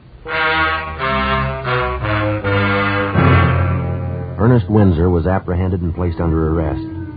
His room was searched, as well as the entire home of his aunt, Mrs. Marie Rolfe. We failed to find a trace of any of the jewelry stolen from Mr. and Mrs. McClung. After we made arrangements for a stakeout on the house, Windsor was taken downtown to the interrogation room, where Jess Gonzalez, Ben, and I questioned him for 5 hours. He refused to tell us anything. At a special show-up, he was positively identified as one of the hold-up men by the two victims. Windsor was booked at the main jail on suspicion of 211 PC. The investigation went on. Every possible lead on the other suspect, Henry Moss, was checked out. We got nowhere. It was obvious that either Moss was in possession of all the jewelry stolen from the McClungs, or it had been hidden away someplace, known only to Windsor and Moss. From time to time, we had Windsor taken from his jail cell for questioning. It wasn't hard to tell he was bothered with the possibility that perhaps Moss had run off with the entire loot and was enjoying himself while Windsor spent his time in jail. We worked hard on that particular angle while we questioned him, but Windsor still refused to break, to give us any kind of a lead on Moss. A month passed. Wednesday, November 8th. Sure working out into a dull routine. A full month. We got exactly what we started with. Yeah. If we could only get Windsor to break, it'd sure do a lot toward wrapping this thing up, wouldn't it? I don't know what he figures he's going to gain, but keep him quiet. Yeah. Gonzalez and Johnny Power said they were checking out a tip from some informant this morning. Supposed to know where Henry Moss is. Wonder if they found any luck. They ought to be back by now. Yeah. Go ahead. Hey, Jess. Oh, hi. How about it? Did you do any good this morning? Oh, not a bit. Informant didn't even show up. Johnny's going to meet him this afternoon. Doesn't look to be very much. How about you fellas? The same, Jess. We're going as slow as you are. I get it. Robbery, Friday. Yeah, George. Uh-huh. 3rd and Main? You sure, huh? Right. Yeah, right away. Well, maybe we got a break. What is it? Henry Moss. He tried to hock a ring at a pawn shop, 3rd and Main, about 20 minutes ago. You make it? Well, the pawnbroker stalled him. He didn't know for sure that the guy was hot. Well, how's it stand? Moss said he'd come back to close the deal. When? Half an hour. 11:55 a.m. A special detail of men, including Gonzalez and Powers, Ben and myself, were sent to cover the pawn shop near 3rd and Main. Gonzalez and Powers staked out in stores adjoining the place. Ben and I were stationed inside the pawn shop. Another team of men covered the rear exit. We waited. The suspect, Henry Moss, failed to show at the appointed time. We kept waiting. 1 p.m., 1:30. No sign of him. At 1:45 p.m., a young-looking, dark-haired man in a neat gray suit entered the shop and approached the manager at the rear counter. There wasn't any mistaking him. Henry Moss. He surrendered himself without even protesting. We took him to the city hall, to the interrogation room, where we started to question him. Meantime, Gonzalez and Powers located the apartment where the suspect had been staying. His rooms and personal belongings were searched, and every piece of the missing jewelry recovered. Surprisingly enough, in contrast to his partner, Ernie Windsor, Moss was cooperative, even obliging. We had a stenographer take his full statement. And then we got ready to move him over to the main jail for booking. Just a couple of questions before we leave, Moss. Sure, Sergeant. Go ahead. We've had you in here before. How come all the cooperation this time? Why not? I had it figured before time. If you got me, you'd have everything you need on me. Wouldn't do much good putting in a beef, would it? Whose idea was it to start with, Moss? The hold-up deal. Yours, or was it Windsor's? Both of us, I guess. I didn't want to get rough with the old man. I mean, the way Ernie did. That part I didn't like. All I wanted was the loot. And he just lost his head. Too bad. All right, you ready to go? Any time, Sergeant. Hey, I wonder if I could ask a favor. What's that? Well, it's going to get a little tough in there in that jail. Wonder if we couldn't stop for a good steak and some French fries first, huh? Maybe some good restaurant around here? No, it won't work, Moss. You know I wouldn't try anything. You put your order in a long time ago, mister. What do you mean? When you worked over that old couple. Yeah? That's when you ordered jail food.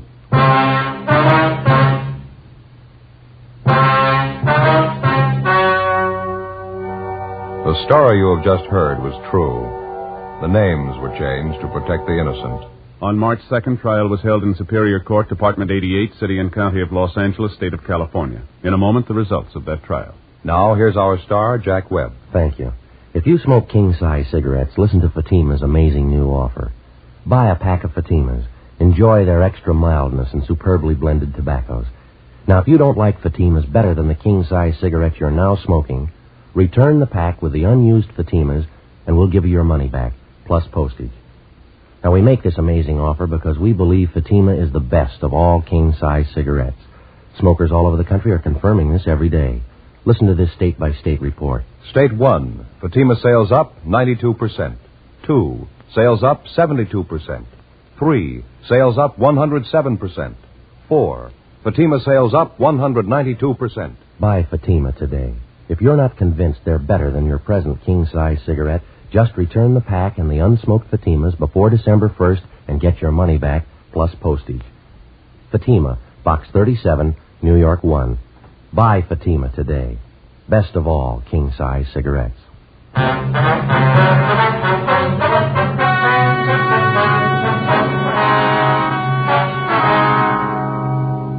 Ernest Windsor and Henry Moss were tried and convicted on one count of first-degree robbery and one count of assault with intent to do great bodily harm.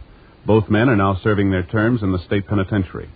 First-degree robbery is punishable by imprisonment for no less than 1 nor more than 10 years. Ladies and gentlemen, the lives of millions of ragged and helpless Koreans depend on the unneeded clothes in your closet. Help these men, women, and children live through the winter. Send your clean, unneeded clothing and shoes prepaid directly to the Ark, Maspeth, New York, or the Ark, Oakland, California.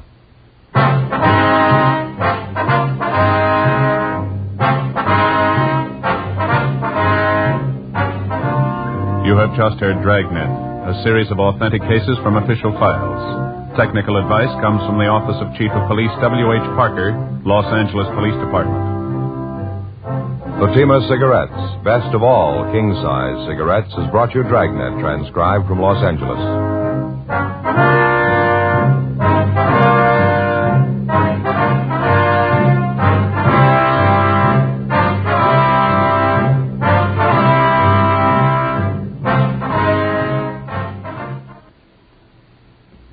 Stay tuned for Counter Spy, next over NBC.